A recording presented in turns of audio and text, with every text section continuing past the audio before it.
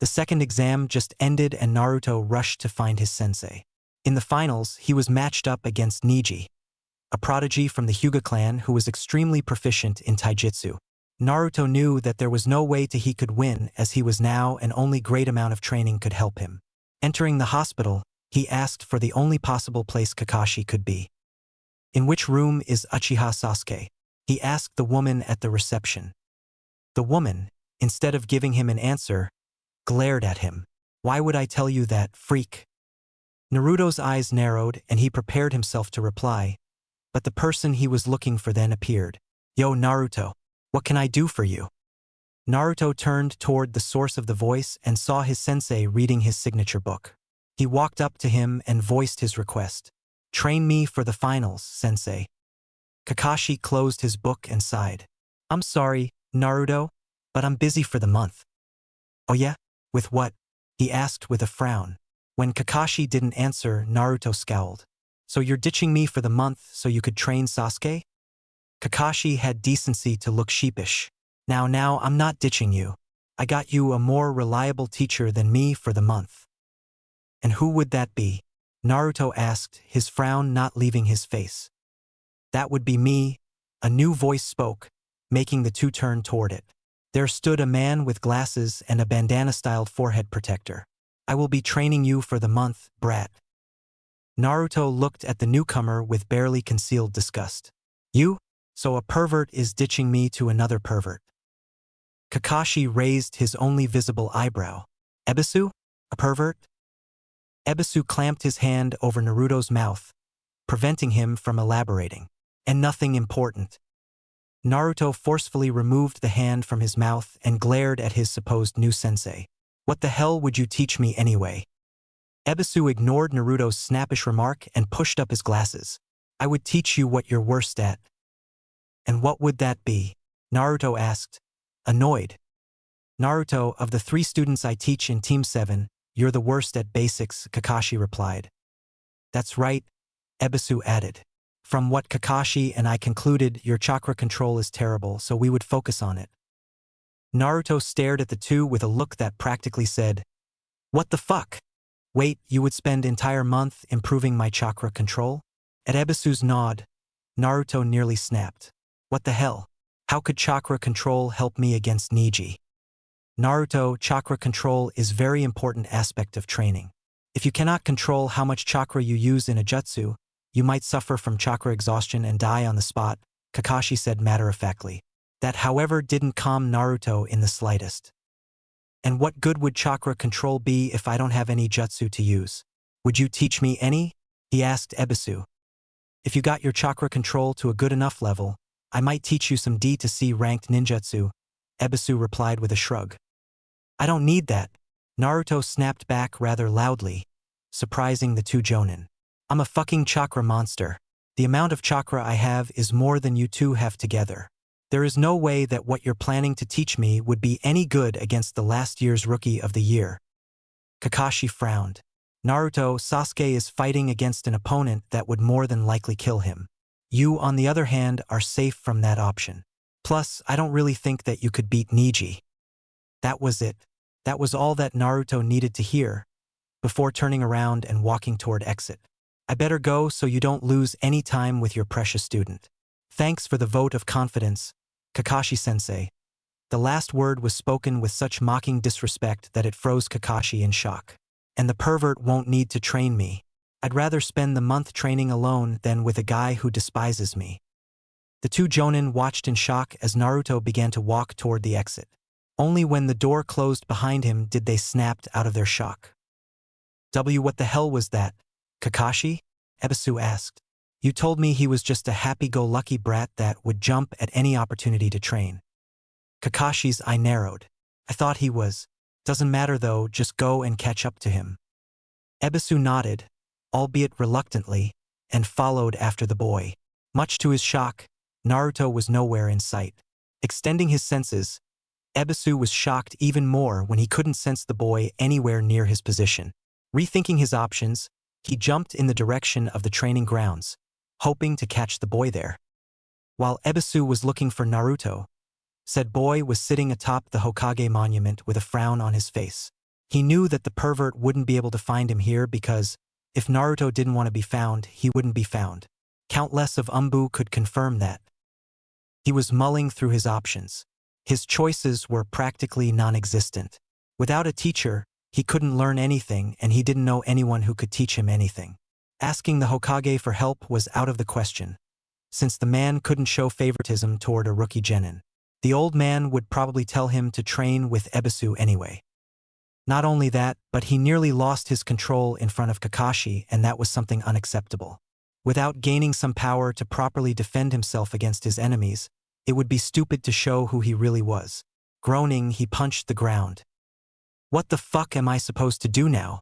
There is no way I could beat Niji if I train alone, he thought angrily. Sound of footsteps broke his musings, and he instantly turned around to look at whoever was approaching him. Expecting the four-eyed pervert, he was rather surprised when he saw an old man with bandages over his eye and cane in his hand instead.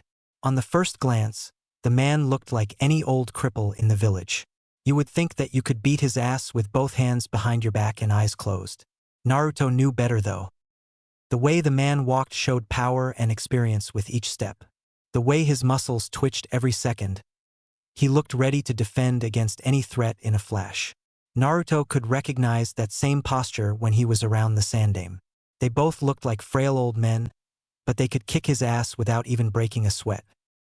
Naruto stayed silent as the imposing figure neared with each step. He honestly didn't know what to do or say. Should he run? Nah, if the man was out for his blood, he could catch him easily. Fighting also wasn't an option due to obvious reasons. Naruto decided to deal with this the only way he knew, with a big-ass grin on his face. Hey old man, what do you want? He asked loudly. The man's face stayed as impassive as it was from the moment he saw him. Uzumaki dropped the act. I would rather talk to the original than a fake. Naruto tilted his head in confusion, but the man didn't budge an inch. He sighed before smirking. So you've noticed? A ghost of a smirk appeared on the man's face. Only a fool wouldn't notice such an obvious act. I am surprised though. How could you keep it up for so long? Naruto scoffed. It was either that or die. Without having some actual power behind my attitude would only kill me. The man nodded. He knew of Naruto's status in the village and among the villagers. They all thought of him as a village idiot without any skill at all. As long as he was a docile lamb, the villagers wouldn't bother him too much, but he knew that the boy was probably full of pent-up anger and frustration. I see you know my name, but I still don't know yours, Naruto said again, breaking the man from his musings. And what do you want with me? My name is Shimura Danzo and my offer is to train you for the duration of the next month. The man, now revealed as Danzo, replied stoically. Naruto raised an eyebrow. Danzo, huh? I've heard of you from Gigi. Why would you want to train me? As you are probably aware of, you are this village's Jinchuriki. At Naruto's nod, he continued. I will not lie to you. Your main purpose is to be Konoha's trump card in possible wars. As you are now, you are no match for even some of the experienced genin. The reason I would train you is simple, to increase Konoha's military strength and power. Naruto nodded slowly after hearing all of that. Danzo was pretty straightforward man and he wouldn't bend or sugarcoat his words. Naruto could see that the man didn't see him more than a weapon, something akin to a kunai, to be used and, if broken, discarded. He might not like that, but the opportunity was too great to lose. What about Gigi? Naruto asked in the end. Sarutobi gave me his permission to train you. He was still sane enough to see the bigger picture and do the right thing, Danzo replied. Naruto was somewhat amazed how the man hid his emotions so well. He was almost like a walking statue. Nothing could gouge a reaction out of him. Naruto stood up and dusted himself off. Then what are we waiting for? Does that mean you accept my training? At Naruto's nod, he turned around and beckoned the boy to follow. Then from now on, you shall refer to me as Danzo-sama. Naruto blinked rapidly as he tried to adjust his eyes to the sudden light. Somewhere along the way, Danzo called for two of his subordinates and placed a bag over Naruto's head. Naruto guessed that the place they were in at the moment was at a secret location he didn't need to know. What Danzo didn't count on was that Naruto very good at minding his surroundings and could easily locate the base by retracing his steps. Currently, He was looking at a long hallway lit with numerous torches. The hall branched at several directions and each led deeper into the compound. Naruto was slightly amazed at the sheer amount of space they created underground. "Let's go." A monotonous voice of one root ninja was heard and Naruto was led through the hallway. They passed through so many passages that even Naruto with his good memory couldn't possibly remember them all. Danzo and his two cronies walked soundlessly, almost like they were gliding over the floor. Naruto just hoped that he wouldn't end up as emotionless as them after the month ends. "So, how will you train me?" Naruto asked in the end. That question plagued his mind ever since he accepted Danzo's offer. "You will find out later," Danzo replied. "I will tell you, though, that this training will be gruesome. I will personally attest to it. You will train every day with minimum amount of breaks and by the end of the month, you will be at low to mid-jonin level." Naruto raised an eyebrow. "Kind of ruthless, isn't it?"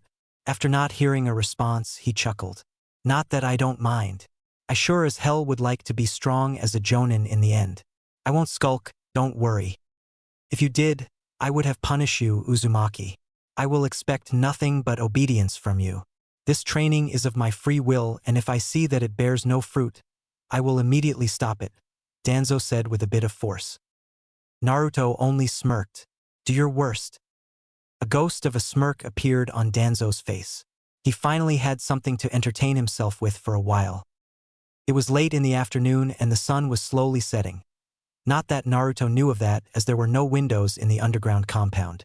2 weeks have passed since he arrived here and he only grew in leaps and bounds. The method of training helped quite a lot as well. From the moment the training started, Naruto had to make as many shadow clones as he could. It was quite confusing as to why he had to do it, but he did it nonetheless. He was rather surprised when the instructor began to instruct clones on chakra control exercises and other chakra-based stuff. When he found out the true abilities of shadow clones, he nearly went to tear Kakashi a new one for never telling him that bit of information.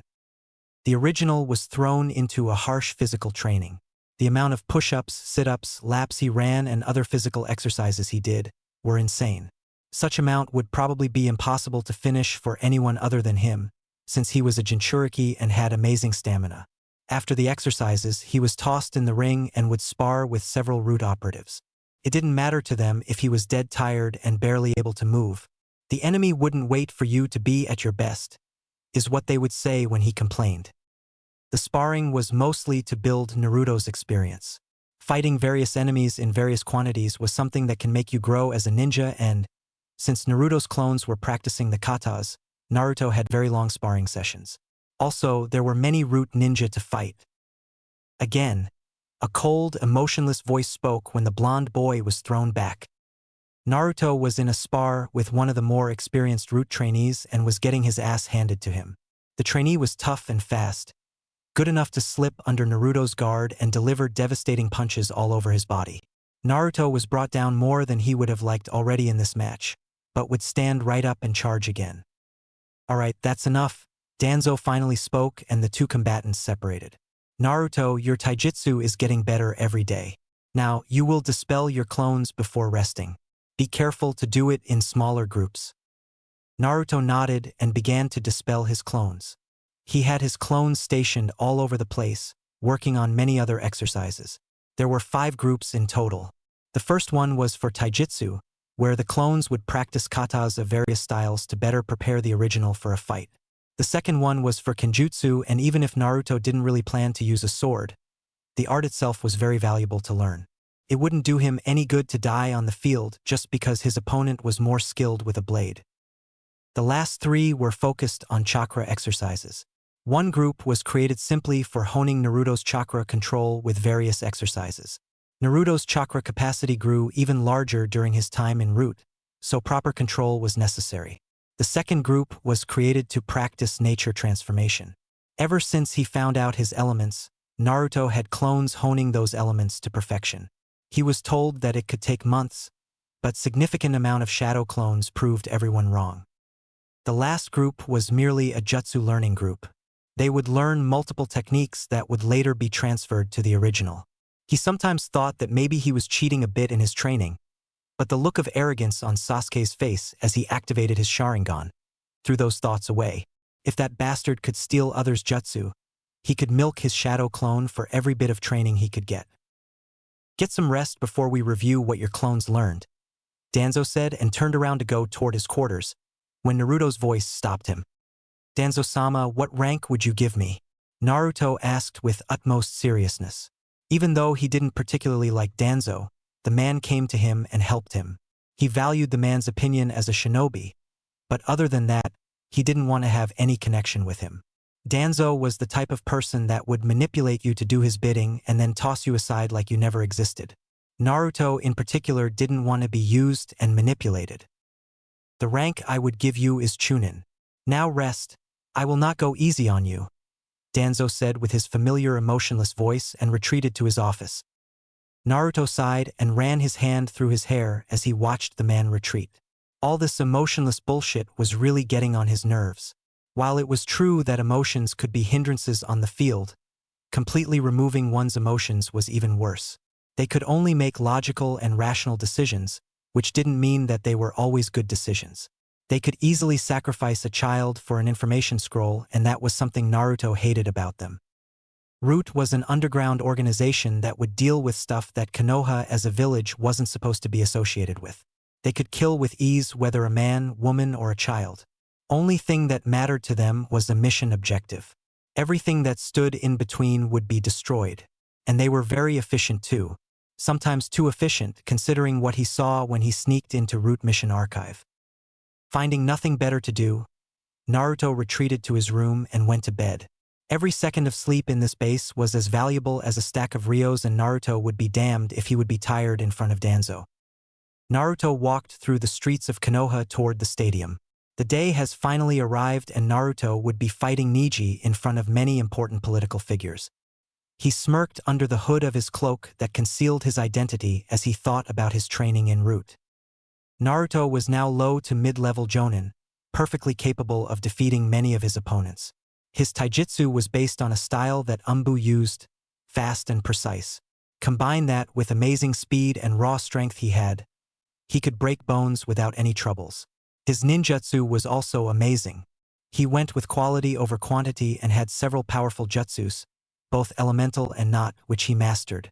His kenjutsu was good enough so that he could go toe-to-toe with low Jonin-level ninja. Genjutsu was his weak point, just as before, only this time he could dispel them. Only high-leveled and multi-layered illusions could hinder him. Naruto had no doubt in his mind that he could defeat Neji. The Hyuga was a close combat specialist, and the Hyugas were widely known for using only taijutsu in a fight. They never branched their skills, and that was their downfall. Naruto had long-range techniques that could really screw up the battlefield and anyone on it, but he would refrain from using them in the exam. No matter how much he disliked Neji, he wouldn't kill him, just beat him up. Entering the stadium, he saw the other contestants, minus Sasuke, already there and waiting. Not wanting to waste any more time, Naruto approached them and saw that the proctor was changed. Now there stood a brown-haired man with a senbon in his mouth. The Jonin looked at Naruto questionably, mostly because of the hood, which didn't go unnoticed by the blonde. "I'm sorry if I'm late," was the only thing that Naruto said when he arrived. Seeing that Naruto won't say anything else, the Jonin decided to introduce himself.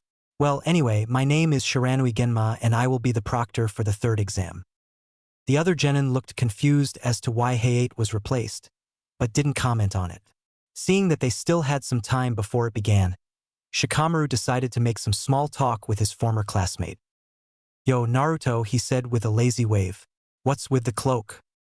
Naruto smirked under the hood. "You'll see." Up in the stands, other genin that didn't pass were situated by their Jonin senseis. They were all eager to see the battles begin and also who would be on top. Bets were being taken from all sides and most of the money went either on Sasuke or Gaara. One particular genin was looking worriedly at the arena. "Where are they?" she asked, mostly herself, but was heard by her neighbor. "I think that's Naruto down there," Ino replied and pointed at the assembled genin in the arena. "The one with the cloak." Sakura looked confused. "Why is he wearing a cloak?" That question was instantly replaced by another. "But where is Sasuke-kun?" "Don't worry, forehead, he'll be here," Ino said matter-of-factly. "Do you really think he would miss this?" And besides, Kakashi-sensei is with him. Sakura nodded and smiled. I can't wait to see how strong he is. Yeah, me too, Ino added with a sigh. Do you think Naruto improved? Can he beat Neji? At that point, Tenten decided to interrupt. There is no way that Uzumaki could defeat Neji. Neji was the rookie of the year last year and Uzumaki was the dead last. He won against Kiba with dumb luck only. Sakura couldn't help but agree with some of the things Tenten said. Naruto was the dead last and the battle against Kiba was mostly won by luck. She knew that the blonde was strong, seeing that firsthand in the Forest of Death, but he couldn't possibly measure against a year-older rookie of the year. Now, Tenten, Guy chimed in from the side. Who knows what could happen? Naruto-kun's flames of youth could have grown hotter over the month. Tenten palmed her face at her sensei's antics and some other people snickered quietly. Guy was sometimes too enthusiastic for his own good. Where is Kakashi, though? Kurenai voiced her question. Will he just miss his student's fight like that? Not to mention that his other student is late. Asuma exhaled before answering. Knowing Kakashi, he will arrive late, just as usual. He'll probably drag Sasuke with him, but considering who the boy is, they will probably just let that slip. My eternal rival's flames of youth have extinguished over the years, Guy said solemnly, much to the surprise of the others. Quiet Guy was a rare occasion. They sweat dropped the next moment though, when Guy returned to his old, loud self. I will challenge him later so I can inflame his flames of youth. Hello, Kazekage Dano, Sarutobi said as he saw the Kazekage approach. I trust your journey was pleasant? Hokage Dano, the Kazekage replied with a bow. The journey was fine, I assure you. It is good that the exam is held here this time. The trip to Suna could be too much for your old bones. Sarutobi laughed lightly. Oh, there is still enough juice in these bones, don't you worry. I can still hold my own against many youngsters around the world. I am sure you could, Kazekage replied. But wouldn't it be better if you chose the Godame? The time for that should come soon, Sarutobi said with a chuckle before he stood up and faced the crowd. Thank you all for coming to Konoha's Chunin selection exam. I hope you will enjoy the matches and stay until the end. Alright, stop yapping and listen, Genma said and pulled out a sheet of paper. Since Dosu disappeared, Shikamaru will fight Temari in the final battle of the first round. Troublesome, Shikamaru muttered at the prospect of having to fight another girl. Now all of you except Uzumaki Naruto and Hyuga Neji leave the arena, Genma said and the others quickly left. When the three were the only people in the arena, Genma decided to relay the rules. The rules are the same as in the preliminaries, you fight until one of you dies or forfeits. If I determine that the match is over, I'll step in. Is that clear? Receiving nods from the genin, he stood between them and raised his arm. Then, Uzumaki Naruto versus Hyuga Neji. Begin. With that, Genma jumped away from the two, staying away not to get hit by a stray jutsu, but still close enough to interfere if necessary. The two genins stood still, appraising each other silently. This was something that surprised Neji. He thought that Naruto would attack him with his usual loud fashion and dozen shadow clones. To see the usually loud genin stay still for more than few seconds was something rather weird. I am surprised that you can be so calm in front of the one who will defeat you, Neji taunted with a smirk. You should give up, fate has decided that I will win this match. Really? Naruto asked with a hint of mocking in his tone. I guess I will have to show you that fate has nothing with this match. He then ripped his cloak of him and tossed it away. The crowd gasped as one when the cloak was removed. In the last month, Naruto improved not only in his skills, but in appearance as well. He had grown at least 5 inches over the month and his hair grew longer. He completely ditched orange from his clothing and now he wore black pants, taped over his ankles and black sandals. He was also wearing black short-sleeved muscle shirt, along with black fingerless gloves and black elbow protectors. Shuriken pouch was strapped on his right thigh and a kunai pouch was strapped on his hip. His forehead protector was strapped on his forehead, but he replaced the blue strap with black. All in all, most people in the crowd believed that the Yondaime was back from the dead. Is that Naruto? Sakura asked disbelievingly. He is hot, Ino said while drool trailed down her chin as she looked at Naruto's hard muscles. Pig, you're drooling, Sakura said, startling Ino and snapping her out of her fantasy. But she's right. He is hot. And Naruto-kun. So hot, Hinata thought, and a thin trail of blood trailed out of her nose. That's Naruto? Where's the orange? Kiba asked while looking at the blonde. He must have realized how bad that jumpsuit was, Sakura answered. Yash! Lee suddenly exclaimed. Naruto-kun's flames of youth burn brightly. Gai-sensei, when I heal, I will challenge Naruto-kun for a youthful spar. That's right, Lee. I am sure your spar will be filled with youth, Guy replied loudly. Shut up, Guy. Anko, who's sitting by the other Jonins, finally snapped. You're too old to talk about youth. Where is Kakashi, though? Asuma decided to voice almost everyone's question. I mean, this is his student's match after all. Who cares about him? Anko chimed in. Though his student is quite a hunk, she added with a sly grin. I wouldn't mind having a piece of him.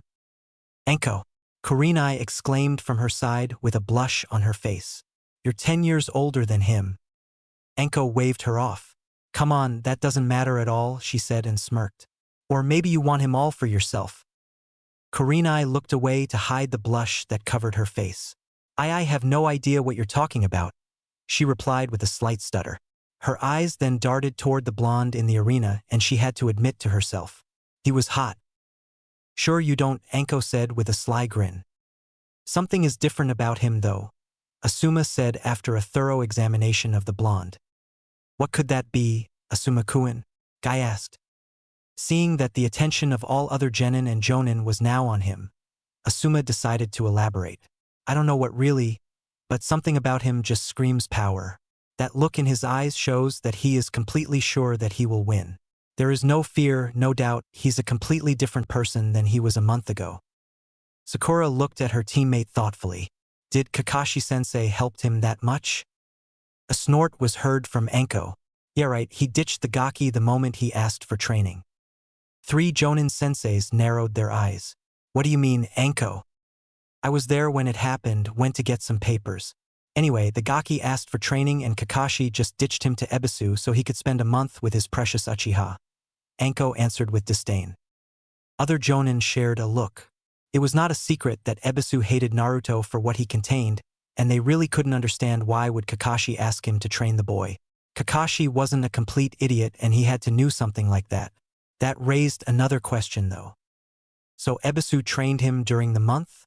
Kurenai asked disbelievingly. Anko shook her head with a chuckle. Nope, the kid flipped them off and left. Then who trained him? Asuma asked, slightly annoyed. I have no idea, Anko replied with a sheepish grin. I went to find him later to offer him some training, but he disappeared completely.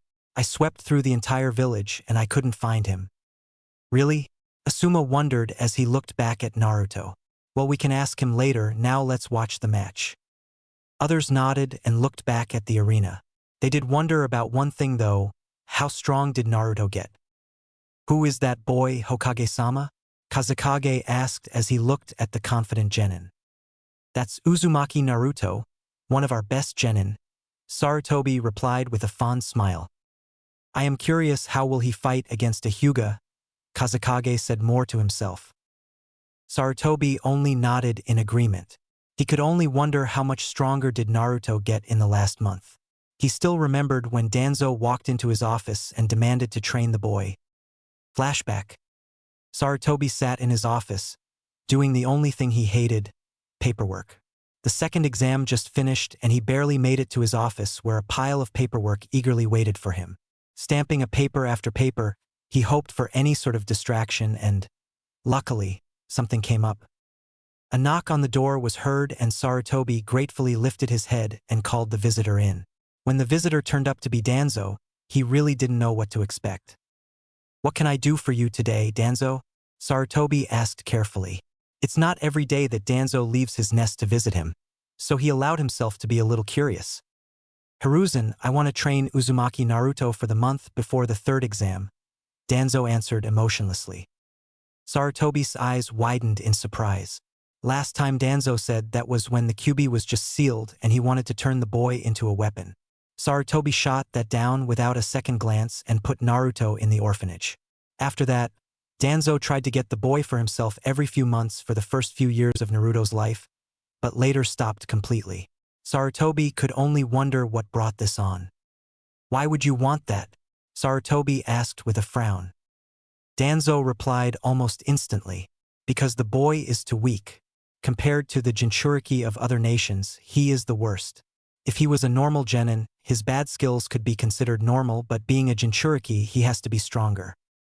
You want to train him in using the Kyuubi's chakra? Sarutobi asked with a raised eyebrow. Danzo shook his head. I will leave that to Jiraiya. I am not proficient in Fuinjutsu, so I don't want to mess with something I don't understand. Then why would you want to train him? Sarutobi asked. Especially now? There are two reasons for that. The first one is for the public. We don't want our Jinchuriki to appear weak. If that were to be found out by our enemies, they could attack us with their much stronger demon containers. Also, the Kazekage will attend the finals, and if the Ichibi container is stronger than Uzumaki, it will put a shame on our village, Danzo said with an even tone. Sarutobi considered the answer and found it quite sane. If they appeared weak, their enemies wouldn't hesitate to attack. The Jinchuriki was supposed to be strong and Naruto wasn't stronger than a better genin. Sarutobi knew that Danzo could train Naruto to be very strong in a month. But was that the right choice? And the second reason? You know that there is some tension between Konoha and Suna? Receiving a nod, he continued. There is also Otogekyure that should worry us. Kakashi said that the village is led by Orochimaru. The presence of both Suna's Jinchuriki and team of Oto Ninja is troubling. Sarutobi's eyes narrowed. You mean invasion? Possibly, Danzo replied. That is the second reason why I want to train the boy. Against the Ichibi Jinchuriki, Naruto has the biggest chance to win, but only if he is strong enough. Sarutobi still wasn't entirely convinced. What about Kakashi? Wouldn't he want to train his student? Kakashi asked Ebisu to train him while he trained the Uchiha and Naruto refused.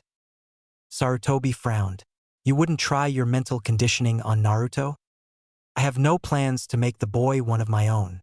All I want is to train him for the good of Konoha, Danzo answered honestly.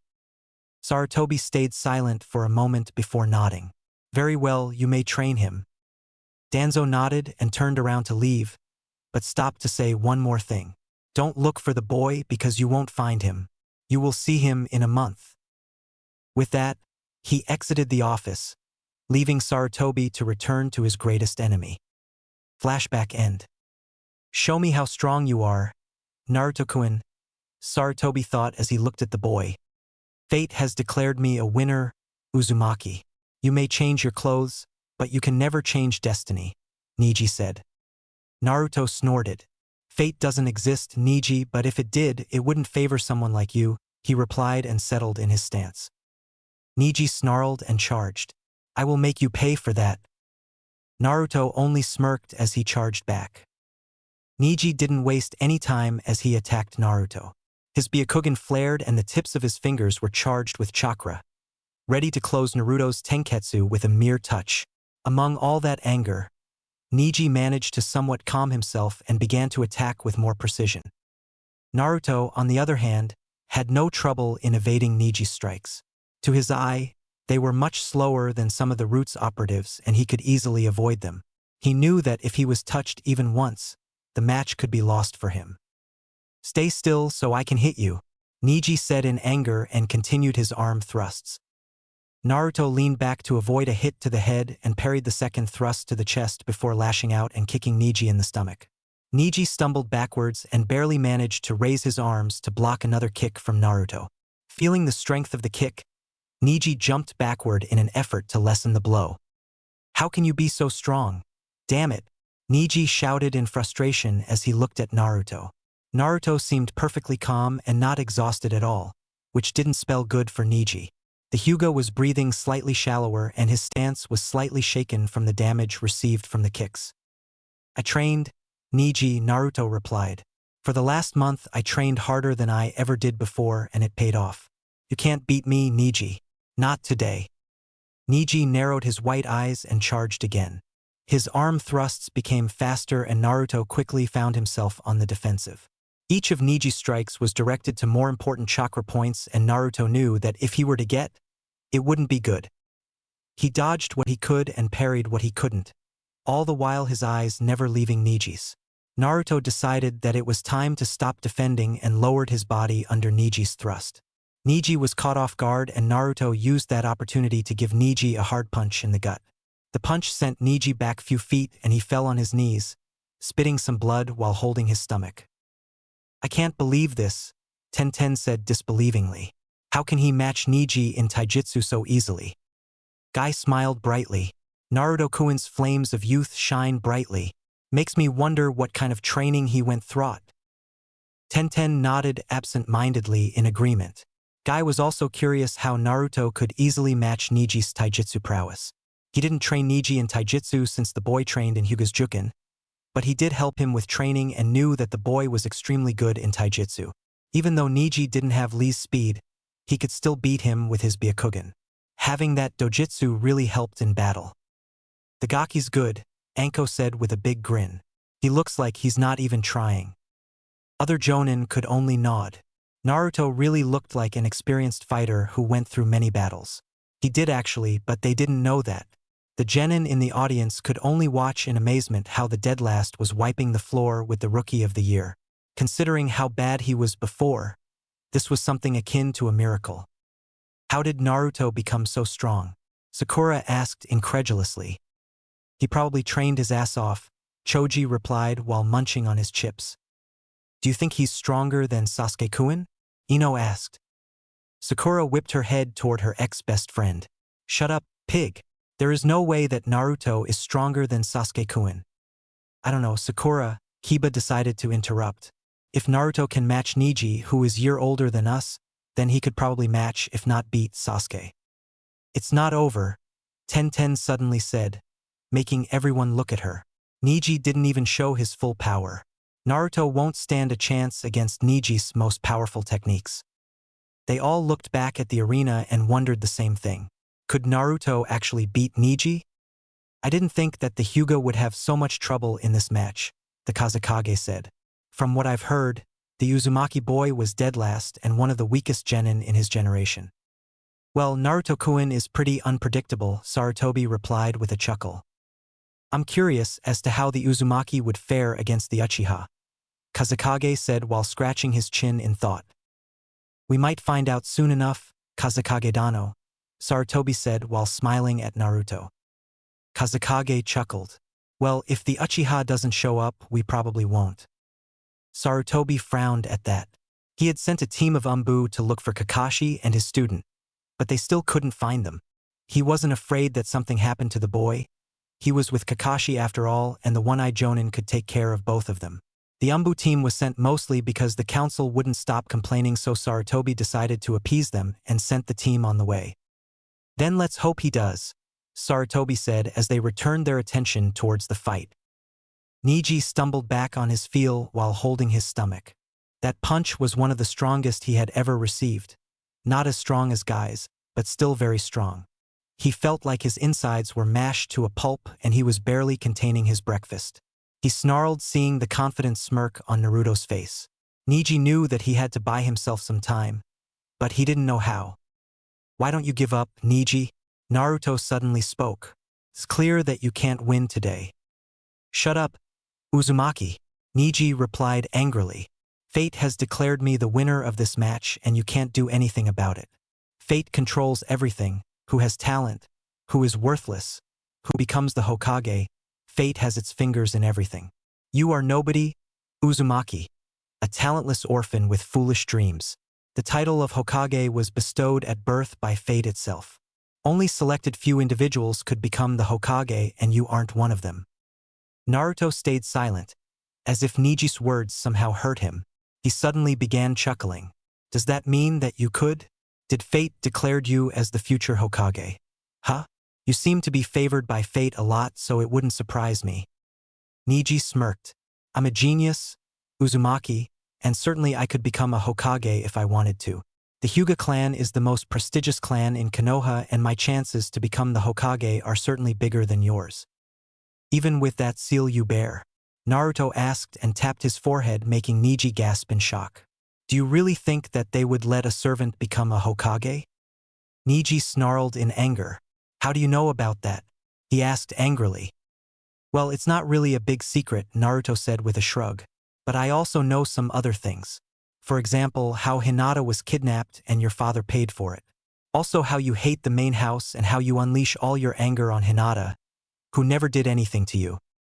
Neji stared at Naruto in slight shock, before snarling again. Then you see that you cannot defy fate, he exclaimed and ripped his forehead protector of his forehead, showing the seal to the world. This seal was bestowed to me by fate. I can never get rid of it and it will always follow me. The only way to lose it is to die. He paused as he strapped his protector back on. My father died to save the village, simply because he was a branch house member. Then he was a damn hero, Naruto said, surprising Neji. It was either war or Hayashi's body. Your father was the one that wanted to sacrifice himself for his brother. Everything else was just convenience. There is nothing heroic in dying for the main house. The simple fact is that his destiny was set the moment he was born, as was mine and as was yours. Fate has already carved our paths which we follow. We cannot defy it, only obey it. Naruto sighed and shook his head. Let me tell you a story then, he began. All my life I was hated. Throughout my life, I was either in an alley, sleeping behind a dumpster or beaten by the mobs. Throughout the academy, my growth was stunted. The teachers taught me wrongly and deliberately worsened my grades. If fate really controlled everything, I would have been a weakling like I was a month ago. Only I carved my own destiny. Did Naruto really have such a hard life? Sakura asked quietly. Yes, he did, Anko replied. And as his teammate, you should have noticed that already, she added. Anko looked sadly at Naruto. They had similar fates and she could really relate to him. They were both marked with seals they didn't ask for and were hated because of them. Sakura meanwhile bowed her head in shame. Of course she had seen how the villagers treated Naruto, but she never cared. She was always fighting for Sasuke's attention and didn't care about anything else. Naruto had a hard life because of something he never had control over, Kurenai said, making everyone look at her. What was that, Kurenai-sensei? Hinata asked timidly. Kurenai only shook her head. It's not my place to say. If you want to know, ask Naruto. Everyone looked back at Naruto as he continued to speak. Naruto sighed and shook his head. You said that no one can defy fate, right? Then why did you try to kill Hinata? As a branch house member you were supposed to protect her, not hurt her. With that act alone you tried to defy fate. Shut up, Uzumaki, Neji shouted. You know nothing. You could never understand what it's like to be burdened with a seal you could never rid yourself of. Yeah, I do, Naruto replied, shocking Neji. And now I'm gonna finish this, he added and disappeared in a blur. I won't let you, Neji shouted as he saw Naruto appear behind him. Naruto's fist was ready to strike, but Neji wouldn't allow him to complete the action. Hakusho Kaiten, Neji exclaimed and started to spin while releasing huge amount of chakra out of his tenketsu. Naruto cursed as Neji was surrounded by a dome of spinning chakra. Maneuvering himself, he channeled great amount of chakra into his feet and propelled himself away from the dome. Looking up, he saw that Neji stopped spinning with a smirk on his face. You are within my field of divination, he said arrogantly and settled into a low stance. Hack Rokujian Sho. It's over, Tenten said with a smirk. What do you mean? Sakura asked, turning to look at the bun-haired girl. That is Neji's strongest technique. There is no defense against it, she said with finality. It's over for Uzumaki. I wouldn't count him out, Tenten. Guy suddenly spoke, making said girl turn toward him. Naruto-kun showed us how unpredictable he can be, he added with a big grin. Yash, Naruto-kun is bursting with flames of youth, Lee exclaimed enthusiastically. I still can't believe that's the same Naruto, Ino said. He's so different. Gaki's great, Anko said with a grin.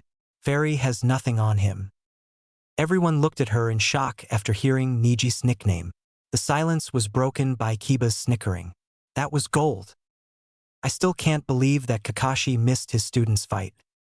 He's practically breaking his own rule, Kurenai said with a frown, receiving nods from other jonin. There's nothing we can do about it, Asuma said with a shrug. Let's just watch the fight. It seems to be getting interesting. Everyone nodded and turned their attention back to the fight. Something told them that these last few moments would be decisive and they wouldn't want to miss them. It's over. Neji charged at Naruto with a smirk on his face. His arms raised slightly, prepared to lash out his strongest attack and close Naruto's tenketsu, effectively beating him.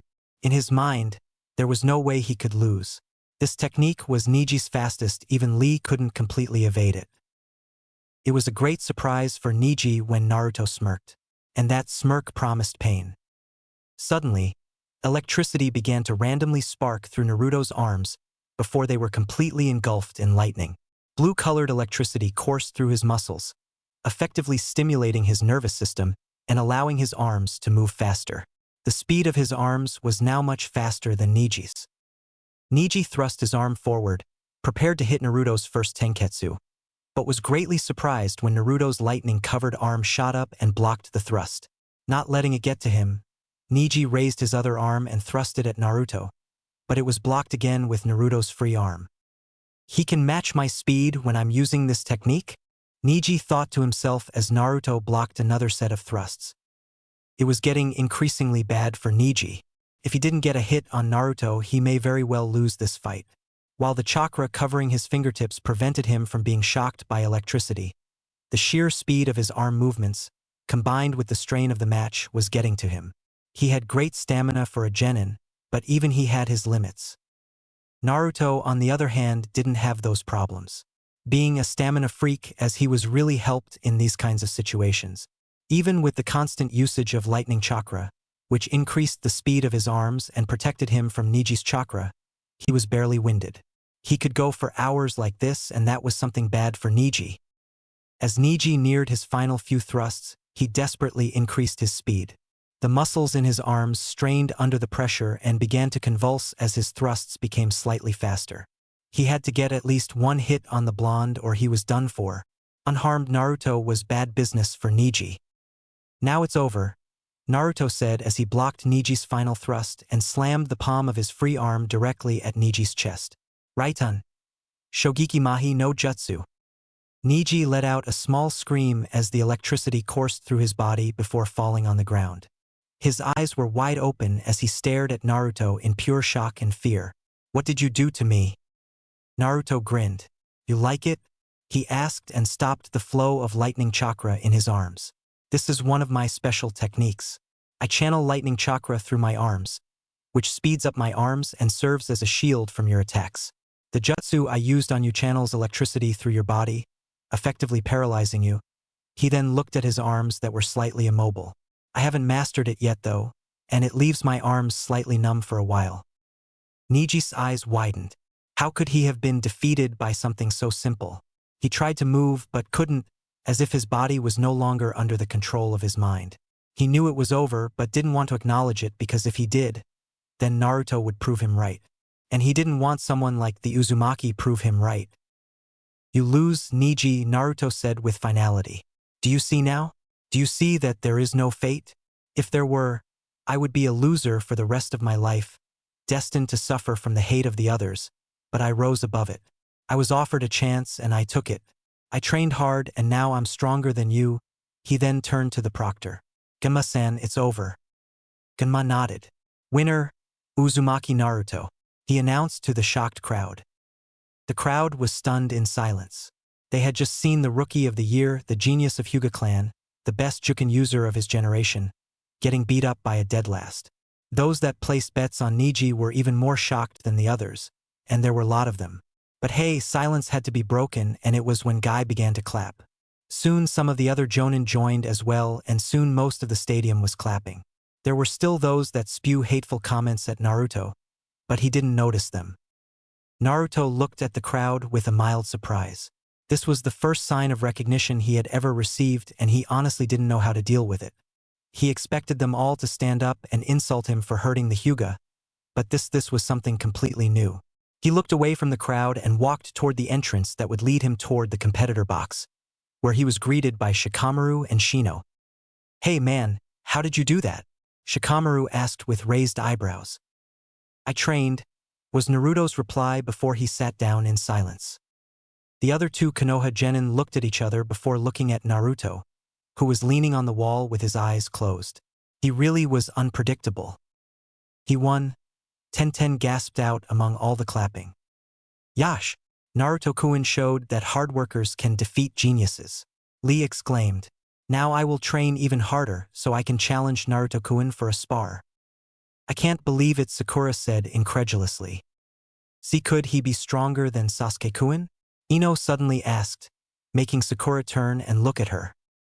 No way. Sasuke-kun was always stronger than Naruto, and with the training from Kakashi-sensei, he's probably even stronger. I don't think that anything Kakashi taught Sasuke would be enough against Naruto, Asuma said, gaining the attention of the others. What do you mean? Kurenai asked, confused. The move Naruto used before he shocked Neji was easily Jonin level. To have such control of elemental chakra takes some hard training. The fact that he used such complex form of nature manipulation is astounding itself. Asuma replied, shocking the others. If he can do something as difficult as that, who knows what else he can do? That Gaki's really something, Anko said quietly, receiving a nod from Kurenai. Other genin stayed silent after hearing this. How strong Naruto really was. Next match will now begin, Genma said, quieting the cheering of the crowd. Would Uchiha Sasuke and Gaara come down? Gaara was enveloped in sand and he suddenly disappeared, reappearing in front of Gunma. He turned toward the crowd, eagerly expecting his future victim to arrive. His sand was twitching in excitement at having to fight someone as strong as Sasuke. The Uchiha was someone worthy for proving his existence. So it wasn't strange when his anger rose as Sasuke still didn't show up. Uchiha Sasuke, please come down to the arena, Genma said again, but received no reply. Sighing, he looked at the Hokage for instructions. Were it anyone else, Genma would immediately disqualify them. But since it was an Uchiha, he didn't want to get himself some crap from the council.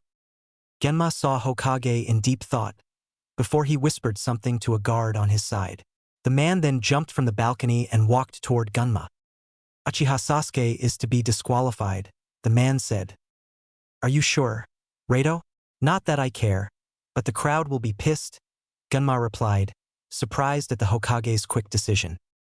Reito nodded. Hokage's orders, he said with a shrug.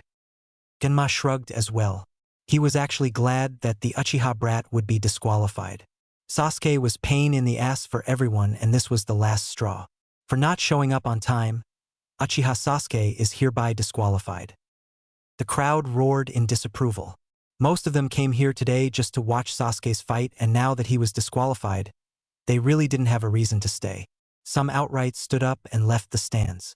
Others, though, stayed because they saw the first fight and saw how amazing Naruto's prowess was, which persuaded them to stay on their seats. If the Uzumaki fought Gaara, who was notorious throughout the nations, the fight would surely be interesting. On the genin side of the stands, things weren't going so well. Sakura and Ino were literally on an uproar when they heard the latest decision. In their minds, no one could disqualify their Sasuke-kun. How dare they disqualify Sasuke-kun? Sakura shouted. Ino also opened her mouth to shout some gibberish, but Asuma's firm voice stopped her in her tracks. Sasuke doesn't deserve to be promoted. His lateness just proves how arrogant he is, and that is something a Chunin must not have. If a person like him were to lead a team behind him, it would surely be disastrous. That being said, shut up and respect your Hokage's decisions. Ino shivered slightly. She had never seen Asuma so angry. That one time when they were attacked by a group of bandits on their first C-rank mission, he was slightly angry, but still it was nothing like this. The seriousness on his face told her how mad he would be if she vocally supported Sakura. Lowering her head in defeat, she turned back to arena in silence. What do you mean? Sasuke-kun is strong enough to be a Chunin, Sakura said, not noticing Asuma's serious expression or Ino's subtle nudges that urged her to stop talking. A Chunin doesn't need to be strong, Pinky, Anko suddenly said, but her voice held none of the cheerfulness from before. She was dead serious, and that scared Sakura. A Chunin needs to be able to lead his team and keep them out of danger. He would often have to risk his ass to save others. He must not be arrogant like that little prick and think that he can defeat anyone with a strange pair of eyes and a name on his registration list. Sakura shut up after hearing this. She knew this was all true, and no matter how hard she tried, she couldn't find any argument for it. Silently, she also turned toward the arena. She could only wonder what happened to Sasuke and Kakashi. My eternal rival and his student are really unyouthful, Guy said, surprisingly quietly and seriously. Other jonin, despite themselves, nodded in agreement. Soon their attention was turned back to Genma, waiting for the beginning of the next match. Hokage Dano, you should have given him some more time. I'm sure the boy would appear eventually, the Kazekage spoke. He failed to show up, and the only solution was disqualification. I will not show favoritism toward any of my genin, whether they were from clans or not, Sarutobi said with a voice of finality. Why do you want to see Sasuke in fight anyway? The Kazekage carefully chose his next words. I want to see my son measure up against the last Uchiha. They say that the boy is strong, and I want to see that strength measured up against my son's. Sarutobi frowned inwardly. I assure you that Naruto-kun is strong as well, and he will be more than enough for your son to test himself. The Kazekage frowned under his hat. Damn it, this will really set some of my plans back, the man thought before turning toward the Hokage, his frown hidden underneath his hat.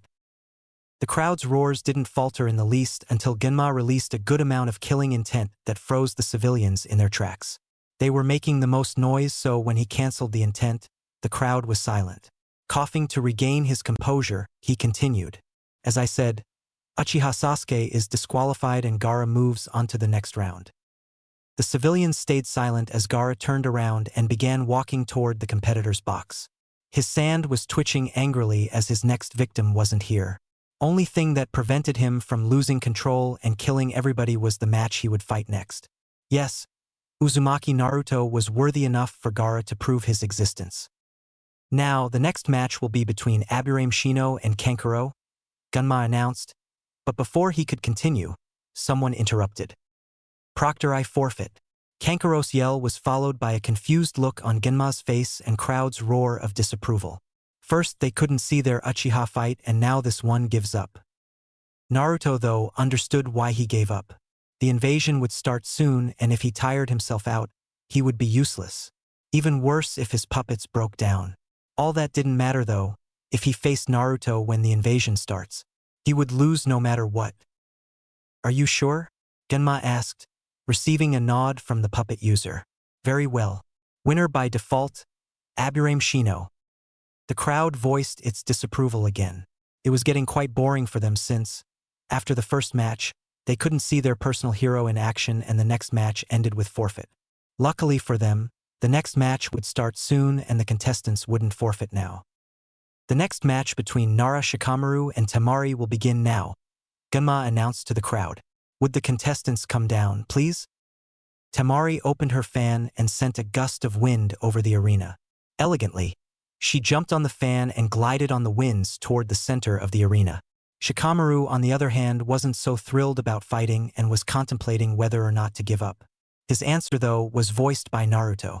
If you give up now, you'll be chewed out by not only Ino, but your mother as well. And there it was. The only reason Shikamaru was here. He really didn't care about the promotion at all.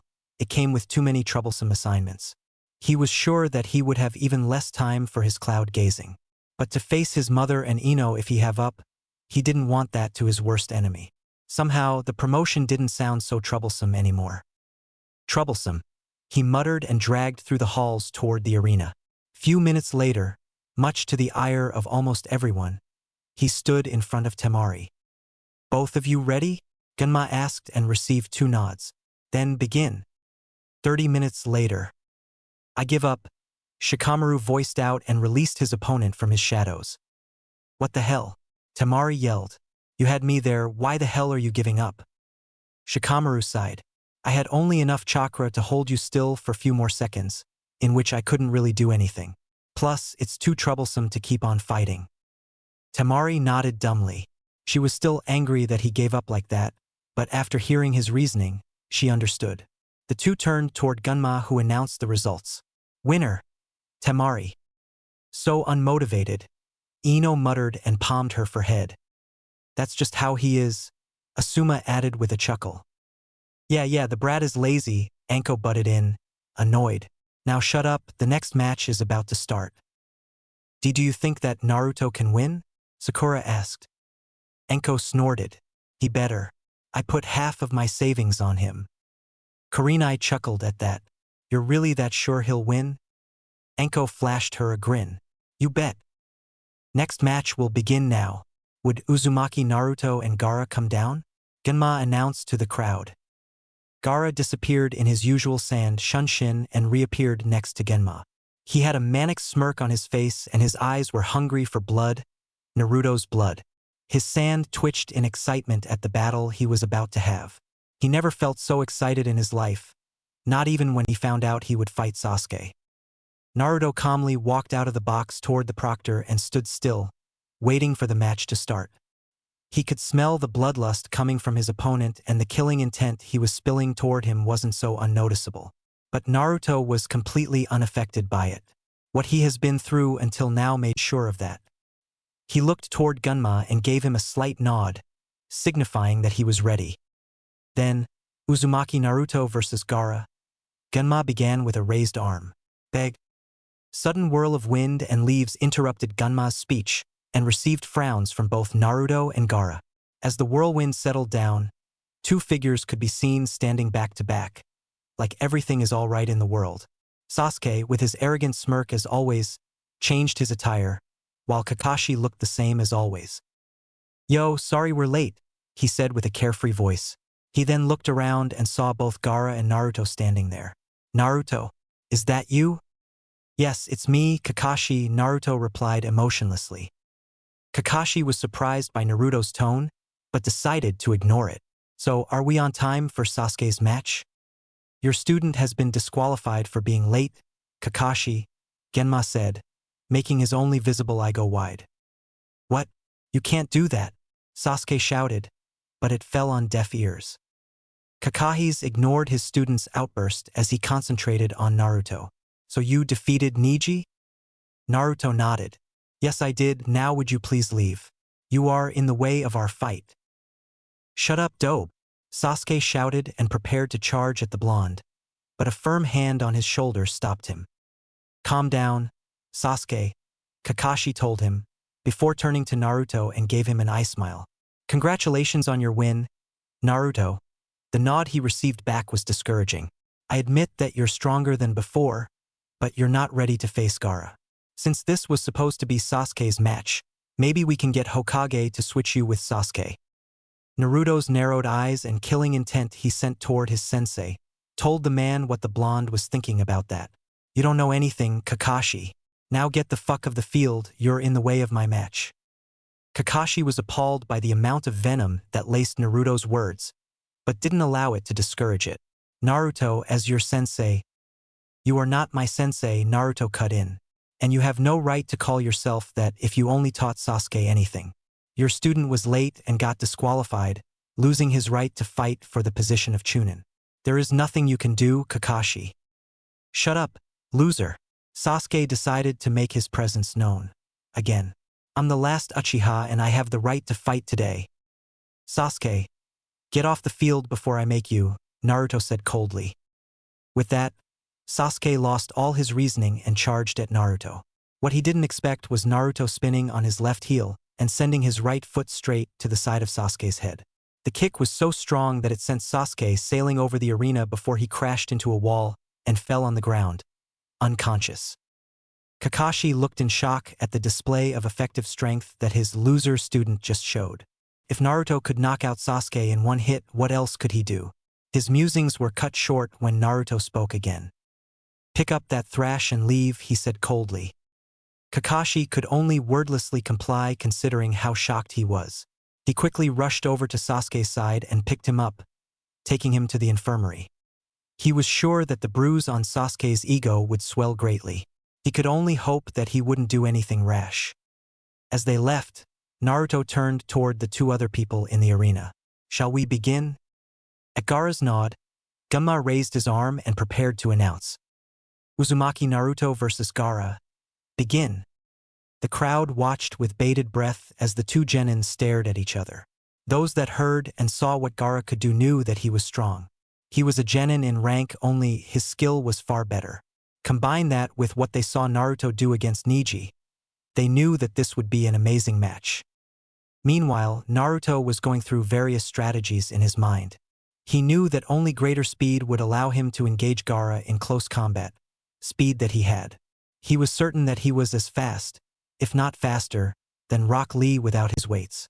The only problem was that if he was caught by Gaara's sand, he could be crushed instantly. Ninjutsu it is, then, but which one? Naruto knew only two elements that were superior to Gaara's sand, water and lightning. He didn't know any water techniques and he regretted that right now. That was actually the best element for this match since he would only have to cover Gaara's sand with water and all his sand would be useless. Lightning though, he had and he was glad for that. His lightning techniques would easily penetrate Gaara's sand because of its earth element attribute. He didn't know how far his lightning techniques could help him against Gaara, but there was only one way to find out. Not wasting any more time, Naruto created 5 shadow clones and sent them at Gaara. Each clone seemingly charged in recklessly to their deaths, but there was something underneath all of that. The clones had only one purpose, to see what Gaara could do. Shadow clones, besides training and spying purposes, were also great for making strategies on the spot. If you sent them at your enemy, they would send you information about your opponent's fighting style. With such information, you could easily think of a good plan to defeat your opponent. It wasn't long before the memories of his clones returned to him. Reviewing them, he noticed that they were killed rather gruesomely, which made him wince. He was surely glad that he had his trusty clones up front. The info they brought back, though, was very useful. Confirming his suspicions from the preliminaries, Gaara didn't move even when his clones managed to somehow bypass his automatic defense. This proved that Gaara didn't have any taijutsu experience and that he solely relied on his sand. His control over sand was very good though, and he could use it effectively without moving a muscle. Still, if Naruto passed through his sand, Gaara was finished. Why did Naruto-kun send his clones, but didn't attack after them? Lee questioned his sensei. The bright grin on his mentor's face told him that the reason was really good. That was a part of Naruto-kun's youthful strategy. You see, a shadow clone when dispelled sends the information he received back to the original. Naruto-kun used that advantage to figure out Gaara-kun's style of fighting and come up with a plan. Lee's widened eyes filled with fire and his fists clenched. Sugoi! Naruto-kun's flames of youth burned brightly while facing such fearsome opponent. What a diamond in the rough you had and you just ditched him, Kakashi. Anko spoke, suddenly making everyone look at her.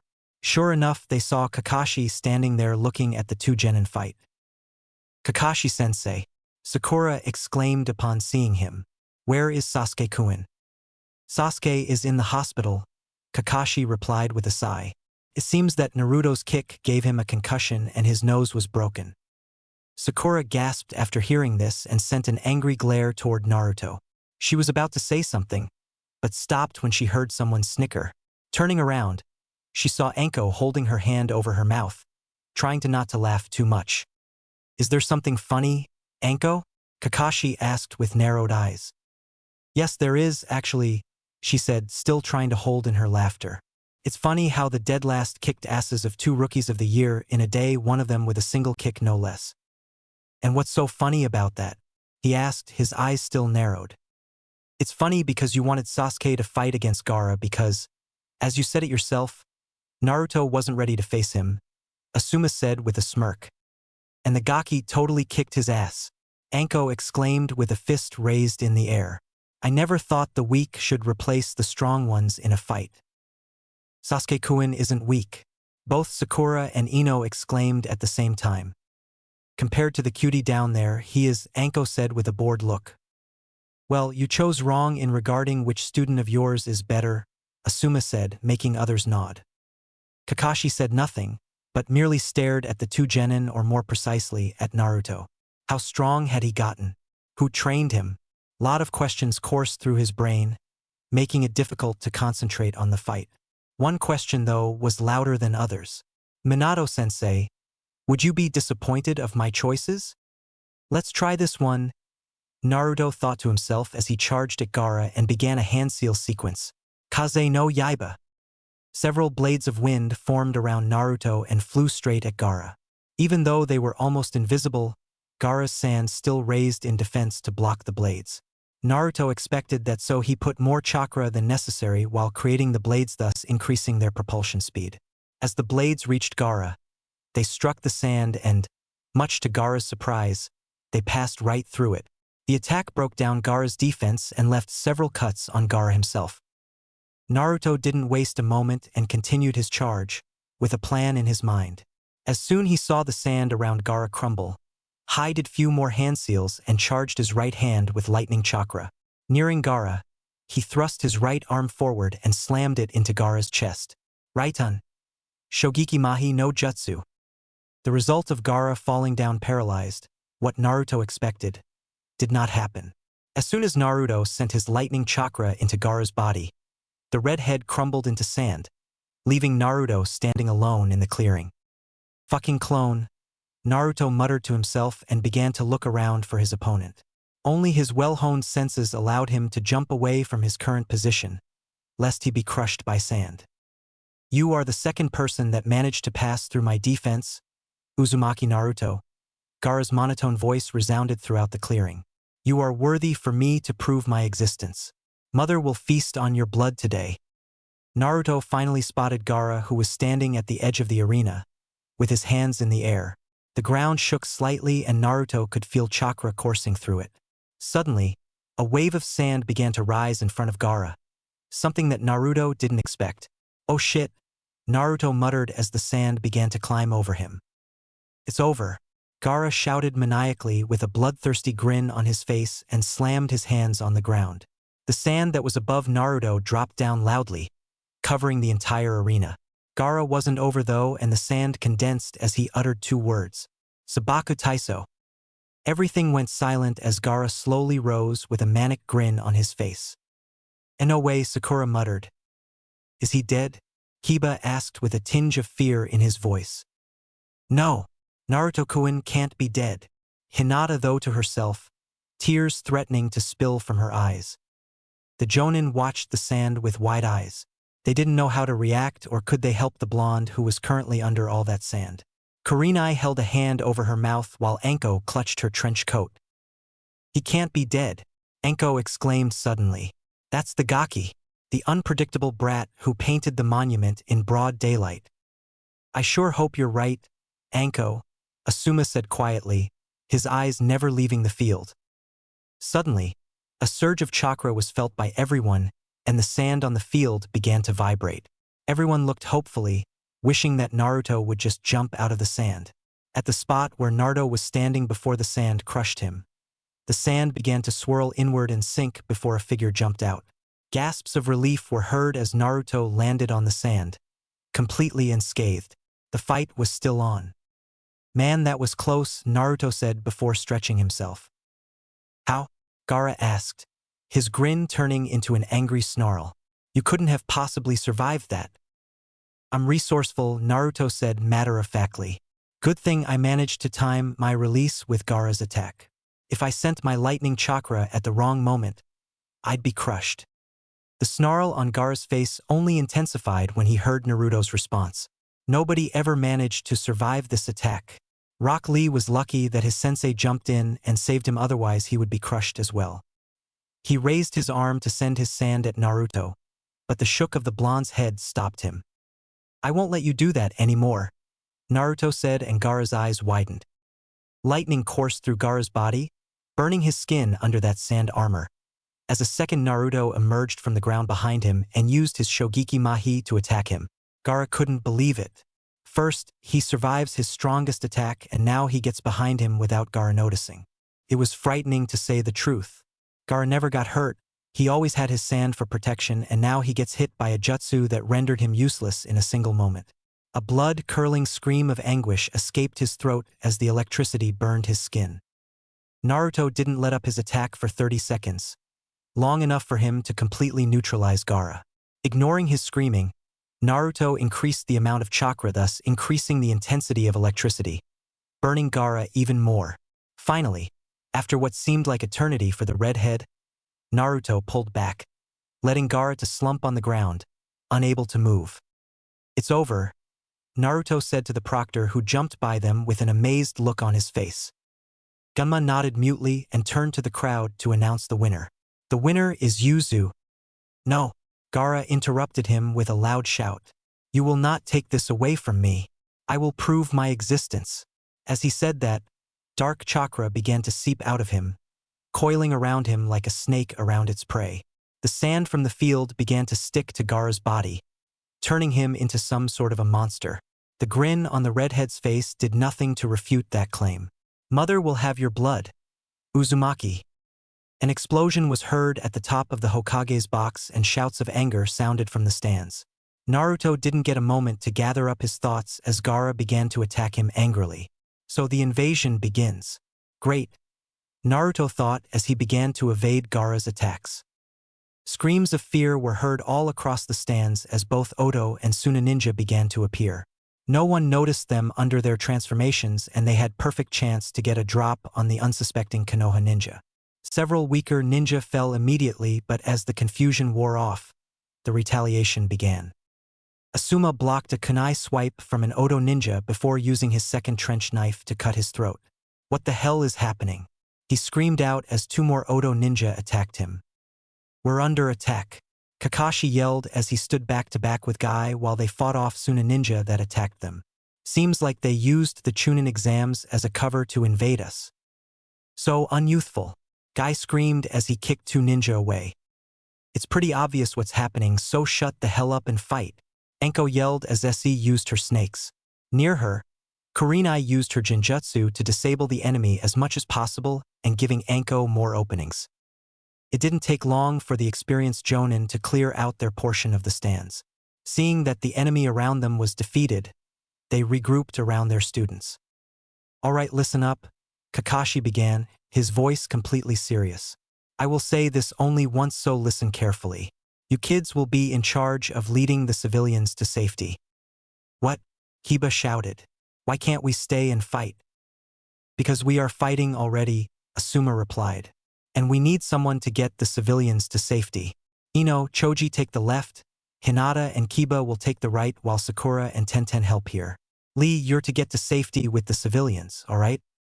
Lee nodded, somewhat reluctantly, but a look on his guy's face reassured him. The other genin also nodded and they spread out to begin helping civilians. Now alone, the Jonin looked at each other and nodded, knowing full well what they needed to do. Up above the Hokage's stands, a giant purple barrier formed with 4 Oto ninja at each corner being the creators. Inside, the Kazekage held Sarutobi with a kunai to his neck, yet the old Sarutobi wasn't afraid at all.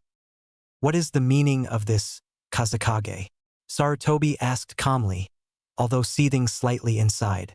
He couldn't lose his temper now though. "Oh, I'm sure you know what's going right now, Hokage Dano. Or should I say, Sarutobi-sensei," the Kazekage replied, his voice changing towards the end. "Orochimaru," Sarutobi noted, not really surprised. Danzo was correct after all. Why am I not surprised that the snake is behind this? Coo, it's marvelous though," Orochimaru replied as he ripped the mask of his face, along with the fake skin to reveal himself. Pale skin and slitted yellow eyes that many knew and feared. "Look at all destruction that spreads around. With only a few words I managed this." Sarutobi looked around and saw what his former student meant. Everyone was fighting, and in the distance he could see 3 giant snakes destroying the village walls. It was almost terrifying how everything went to hell in mere moments. "So you're after my head then, I guess," Sarutobi said. "Precisely," Orochimaru said with a sick grin before he jumped back to avoid a kick. His sensei was now standing in a stance wearing his battle armor. Coo, it won't be as easy as I thought, right, old man? I will do what I should have done all those years ago, my old student. I will end your life today," Sarutobi said with finality as he stared his student down. "I better call in for reinforcements then," Orochimaru said with a smirk. Making several hand seals, he slammed his hands into the ground.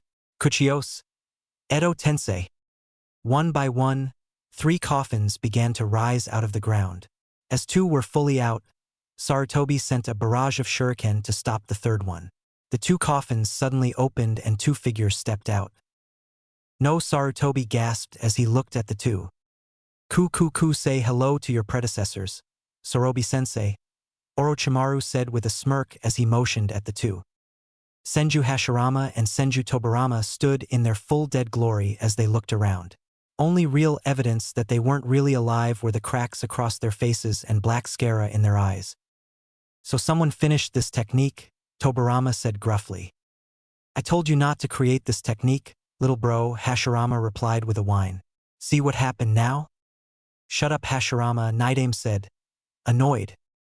Hashirama-sensei, Tobirama-sensei, Sarutobi said quietly. I really hoped we wouldn't have to meet again like this.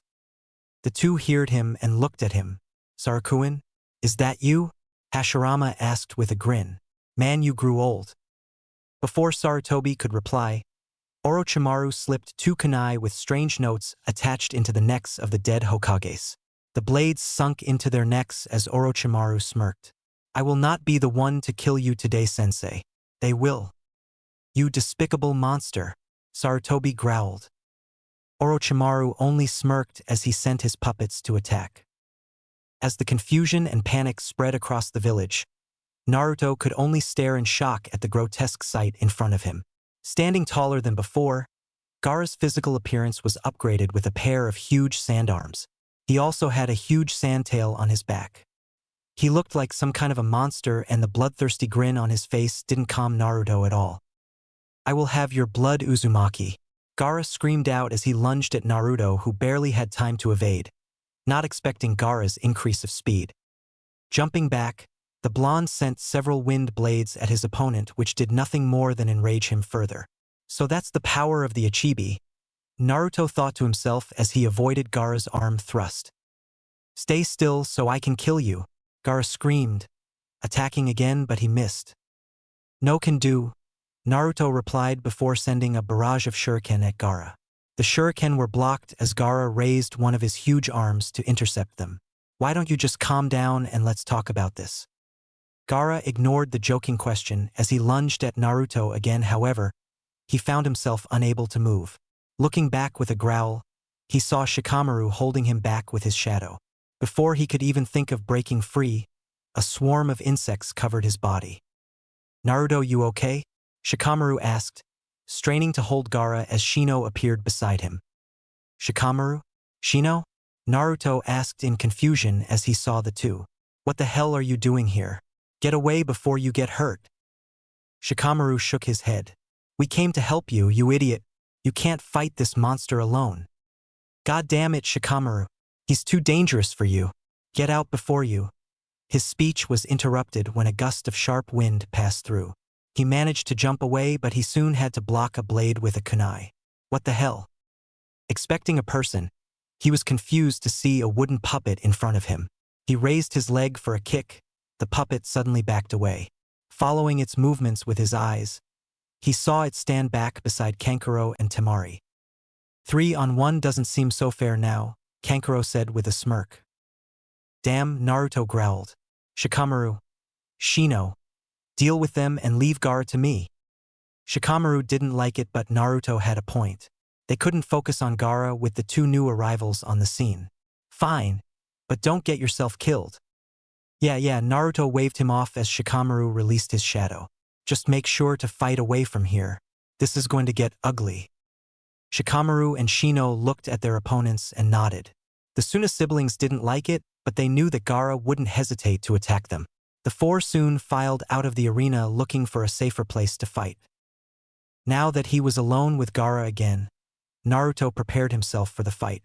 Gaara was still covered by insects, but they began to die one by one from the corrosive chakra. Soon they were all dead, dropping on the ground and revealing Gaara again. He looked the same as before, only now his legs were encompassed in sand. The manic grin was still on his face and he began to drool slightly. You're dead, Uzumaki, Gaara said with a growly voice. Mother will enjoy your blood. Naruto frowned. Gaara seemed to be getting stronger with every moment that passed. If he didn't stop him soon, he would turn into full-form Shikaku and it would be even more difficult to defeat him. Sending chakra to his glove, he activated a storage seal inscribed in it, and a sheathed sword appeared in his hand. Unsheathing the sword, he held it tightly in his right hand while the sheath was in his left in reverse grip. The sword was a standard umbu ninjato with a black sheath. "Let's dance," he said, and channeled lightning chakra in his blade as they charged at each other. Naruto was faster than Gaara, which was evident when he ducked under Gaara's huge arms and with a spin, cut one off.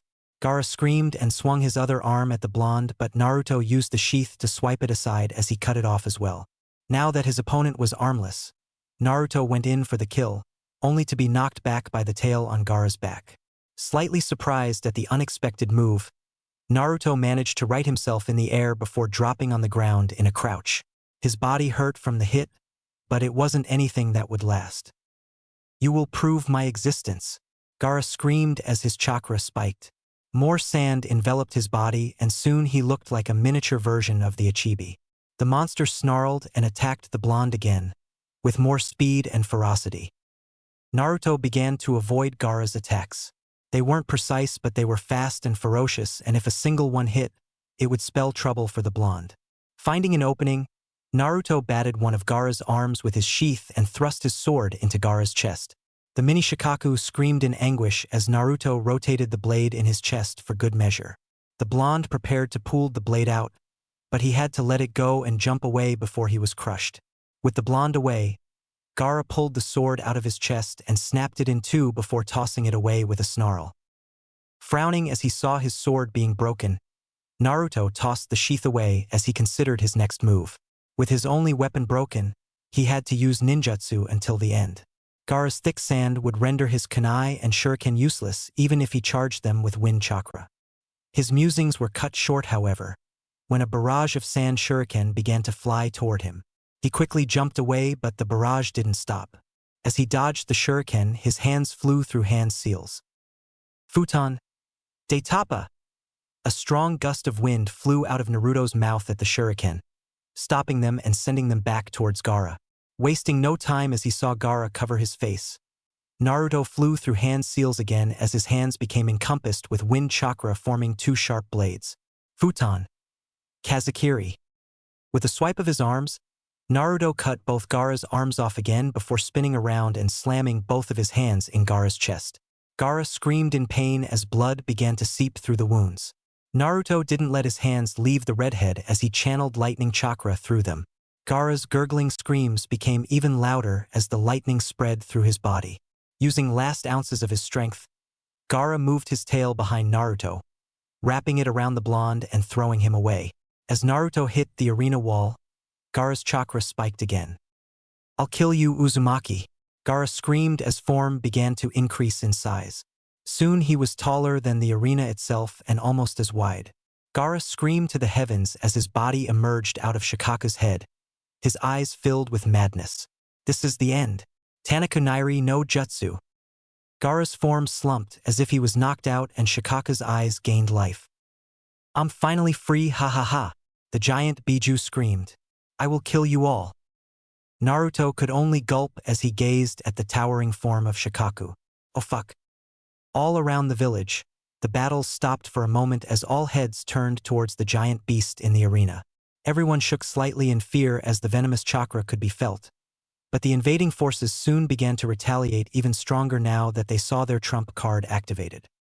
Jiraiya frowned as he stood atop his giant toad, fighting against the snakes. He needed to clean this up fast so he could stop Shikaku from destroying the village. He was the only one with enough Fuinjutsu knowledge to stop a Biju. "Jiraiya-sama," the Shikaku broke free, Ibiki yelled from the ground. "I can see that," Jiraiya yelled back. "I have to stop the snakes first before I can do anything about the Tanuki." Ibiki nodded and sent his men to better aid Jiraiya. "Ku. Orochimaru chuckled as he saw Shikaku break free. "Looks like the village is in danger, Sarutobi-sensei." Sarutobi looked outside with a grave expression as he saw the giant tower over Naruto. As strong as the boy was, the old man wasn't sure he could defeat the Biju. He couldn't help him, however, as he was defending himself from his two dead teachers. "Damn it, Orochimaru. How low can you go?" "I don't know, sensei." Orochimaru said with a smirk. We will see, any? Sarutobi growled as his hands formed some hand seals. It's time I end this. Two clones appeared beside him as he prepared his final technique. Shiki Fujin. As Shikaku's laughter bellowed across the village, Naruto was cursing to himself. How the hell would he be able to defeat a demon taller than a damn building? He soon had to avoid being stomped by one of Shikaku's giant legs as the beast began to attack again. Stand still, you puny human, and let me squash you.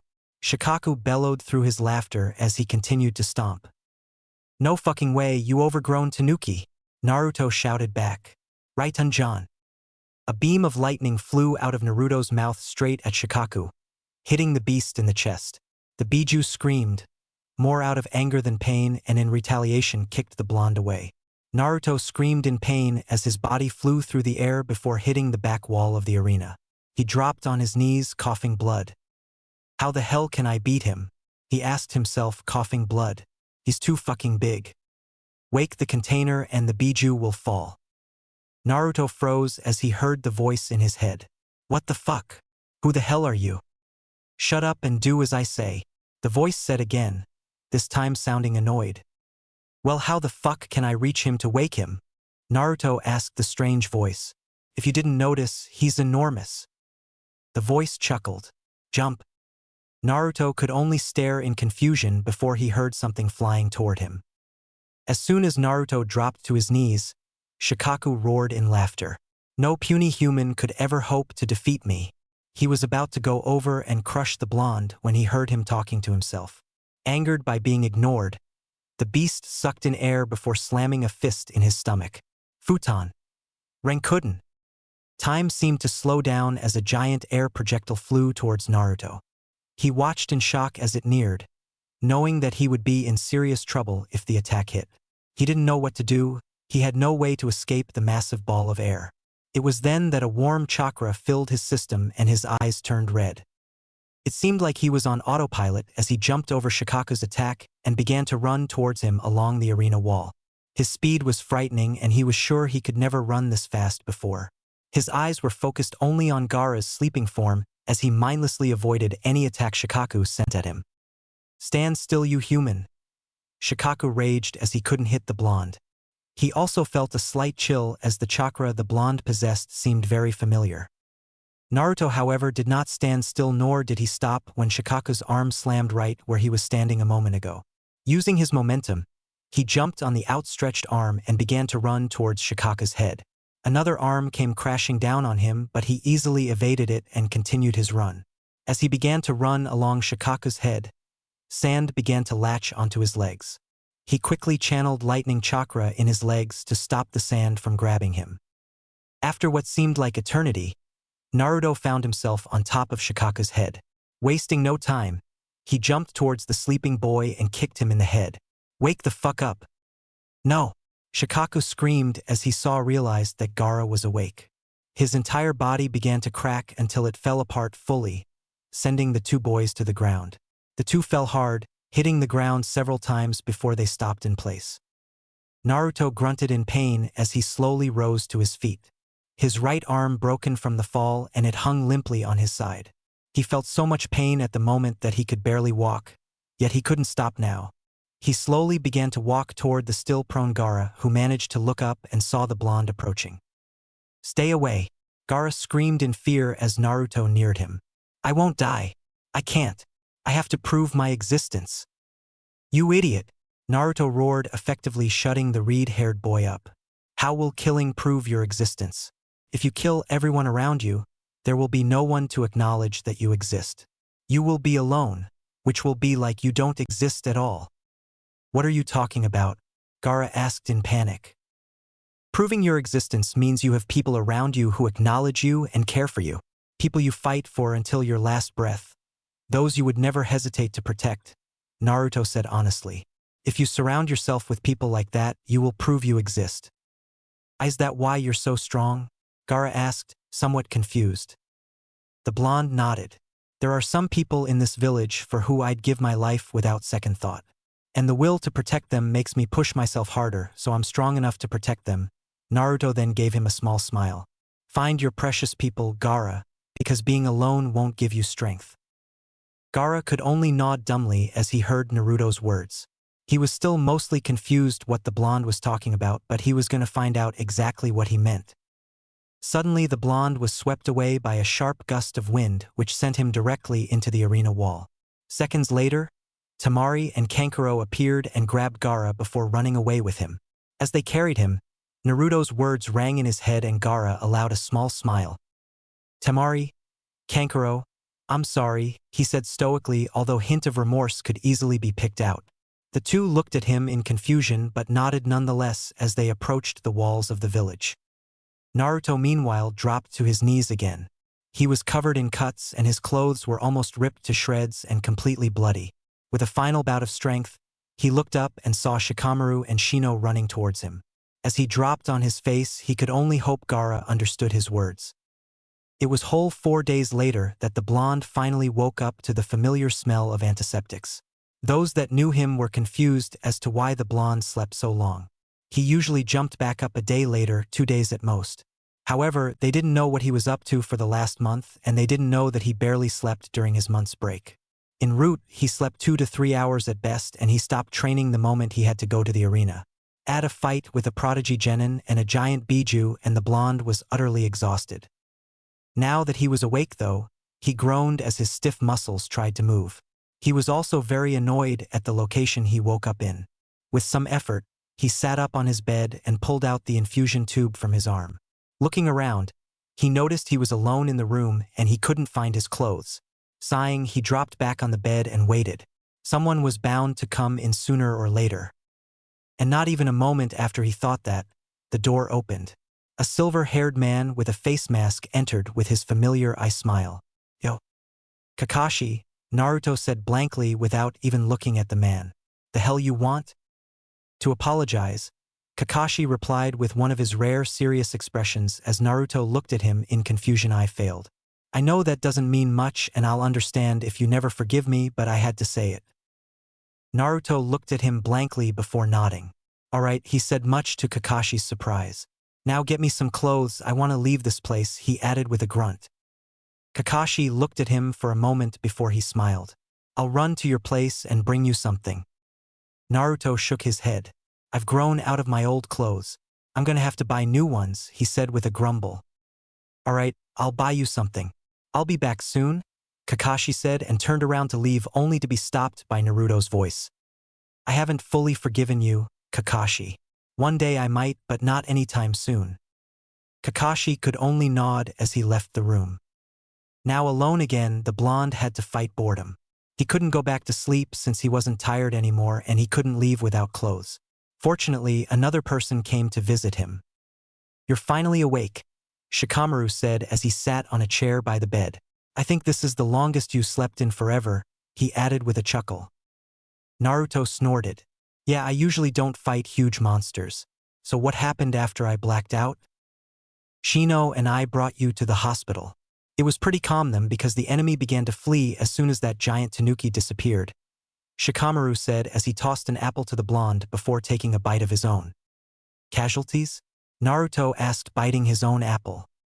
Minimal civilian and shinobi casualties, Shikamaru replied. Also Hokage-sama. Naruto almost choked on his apple as he heard that. The old man died? He asked in shock. Who killed him? Orochimaru of the Sannin. He trapped Hokage-sama and somehow defeated him. No one knows how, Shikamaru said. Damn, Naruto cursed. The old man was one of the rare people Naruto respected, and hearing that he died was a heavy blow to the blonde. What's gonna happen now? The council will choose a new Hokage. Most likely it will be Jiraiya-sama, Shikamaru said. He was also saddened by the death of their leader. Naruto nodded. How are the others? They're all right. Most of them went to protect the civilians so they didn't fight. Sasuke woke up a day later and he was pissed though, Shikamaru said with a smirk. Kakashi-sensei had to stop him from killing you in his sleep. He might have exaggerated there, but with Sasuke you were never sure. Idiot, Naruto said with a snort. He sighed then. When is the funeral? It was yesterday, Shikamaru replied. I missed it, Naruto said with a sigh. Shikamaru could see how this was hitting the blonde hard, and he put his hand on his shoulder. Hokage-sama died protecting his village. I'm sure he couldn't wish for a better end. Naruto could only nod at that. He knew how much Sarutobi loved Konoha, and he would give his life for the village without a second thought. Sighing, he realized that wallowing won't do anything other than spit on the dying man. If he could see Sarutobi, he would be smiling now. With that, the two moved on to a happier topic as they waited for Kakashi to return. In a moderately sized room located in the Hokage Tower, a council meeting began. The clan heads and civilian representatives were both present and waited until 3 final members arrived. Somber mood could be felt in the room, its occupants still saddened by the loss of their leader. Soon the door opened and 3 figures entered. Mitokado Hamura and Udatane Koharu were the first to enter. Both were old veterans serving with Sarutobi during the war. Their features were schooled and their postures commanding. Having been the main contributors to many village matters, they considered themselves very important assets of the village. Only the civilian side of the council showed them respect, however, since the clan heads often found their actions unreasonable and unnecessary. Behind them, Danzo entered. He carried himself proudly, no emotion shone on his aged face. There was begrudging respect from the clan heads for the man as he was very powerful and held Konoha's safety above anything else. That's where the respect ended because many were against his methods and especially the root program. The 3 took their seats and looked over the room's occupants. Seeing that every council member was present, Mitokado Hamura stood up. "Let us begin the meeting," he began, shuffling papers in his hands. "There will only be one topic today. We are going to choose the Godame." Everyone stiffened, but no one said anything. Not everyone wanted to go through with this so fast after Sarutobi's passing. Yet they knew that it was necessary. Having a village without a leader at a crucial time like this could lead the village to its doom. "We have already asked Jiraiya, but he declined and set out to find any rumors of an attack from our enemies," Hamura continued. Jiraiya, however, nominated Tsunade for the position. Nara Shikaku nodded from his seat. That would be an acceptable choice. Tsunade-sama is a powerful and respected kunoichi trained by Sarutobi-sama himself. There were several more nods of agreement, but a strong, commanding voice decided to interrupt. "I disagree with that decision," Danzo began from his seat. "Tsunade hasn't been seen for over 15 years, and she spends her days drinking and gambling her inheritance away. If anything, she should be marked as a new Knin. She is not suitable to lead the village." Clan heads frowned, wondering where he was going with this. Their frowns deepened as they saw several civilians nod in agreement. Hamura and Koharu also looked like they agreed with the man. "Who would you suggest then, Danzo-sama?" a civilian asked. Danzo stood up. "I nominate myself for the position of the Godame Hokage." No one seemed surprised at that. It was a common knowledge to anyone who knew Danzo that the man wanted the Hokage position for years. After the Kyuubi attack, he failed in his endeavor because Sarutobi was alive, but now there was no one to prevent him. The civilians, along with Hamura and Koharu, were all in favor of the idea, and the clan heads couldn't do much. Even if they rebelled against the decision, it would only endanger the village in the long run. "Very well then," Hamura said with finality. "As of today, the Godame Hokage is Shimura Danzo." Danzo stood up, barely concealing his smirk, and bowed slightly to the others in the room. The civilians read it as a sign of thanks, but the clan heads knew what he meant. He was finally in charge. Straightening himself, Danzo addressed the room. "The meeting is adjourned. Tomorrow morning we will meet again to discuss further problems." People began to file out of the room silently, some nodding to Danzo while some ignored him.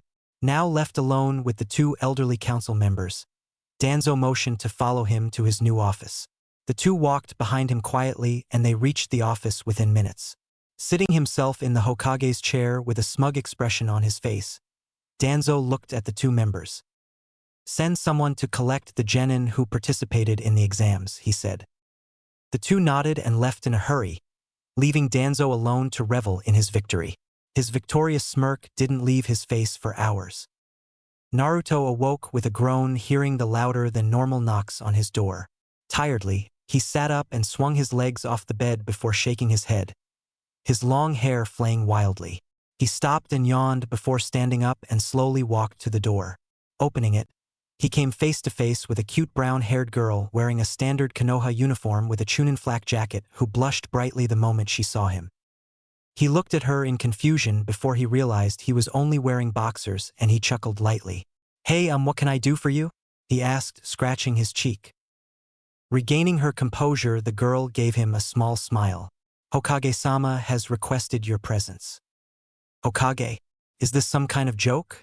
he asked with an angry frown. The kunoichi shook her head. "It is not a joke, Uzumaki-san. Shimura Danzo was elected as the Godame this morning. They announced it to the village 2 hours ago." Still frowning, he realized that he slept in pretty late to miss the announcement. Nodding to the kunoichi, she smiled and left while he closed the door and went to get dressed. As he put his clothes on, he mulled over the information he received. Danzo as the Hokage? Sarutobi was probably turning in his grave. Finally dressed, he looked himself over. He was wearing a black sleeveless shirt with a face mask attached, black pants, and black knee-high shinobi sandals. A pair of umbu-style fingerless gloves donned his hands. A dark red sash was wrapped around his waist. His forehead protector was wrapped around his forehead, and he tied his hair into a ponytail, leaving 2 bangs to frame his face. Strapping his pouches, he nodded to himself and walked out of his apartment. As he jumped over the rooftops, he glanced down at the streets. When he left the hospital to buy himself some new clothes, he received many looks of respect from the general populace. He was greatly surprised when the shopkeeper greeted him warmly and even helped him pick out his new clothes. Apparently, saving the village from a giant demon would change their opinions of you. It didn't take him long to reach the Hokage Tower, and he swiftly walked the steps to the office. Knocking on the sturdy door, he waited until he heard the call and entered. Inside, he found several more people other than the newly appointed Hokage. Kakashi, Kurenai, Guy and Asuma stood with Sasuke, Shino, Niji, and Shikamaru in front of them. He had a general idea of why he was here, so he took a spot next to Sasuke, who shot him a hateful glare, and waited. Danzo looked over each genin before nodding. "First off, congratulations for reaching the 3rd exam," he said with a fake voice of praise. "My advisors and I have evaluated your performances and decided on the promotions." 5 genin stood on attention, waiting for the results. Only 2 of you were found worthy of the promotion. Nara Shikamaru, congratulations on the promotion. The genin in question looked shocked for a moment before nodding. "Thank you, Hokage-sama." Normally, he would complain, but Danzo scared the hell out of him. He walked to the desk where Danzo sat and bowed before moving back before his sensei. Danzo's eyes scrutinized the other 4 genin before locking on one of them. "Next, Uzumaki Naruto. Congratulations on your promotion." If Naruto was surprised, he didn't show it. He walked up to the desk and bowed. "Thank you, Hokage-sama." Looking back at Danzo's face, he saw a strange glint in the man's eyes, but he ignored it for now and moved back to stand in front of Kakashi, ignoring Sasuke's fuming expression. Danzo looked once more at all of them. "Dismissed," he said in a commanding tone, and with small bows, the shinobi left the room.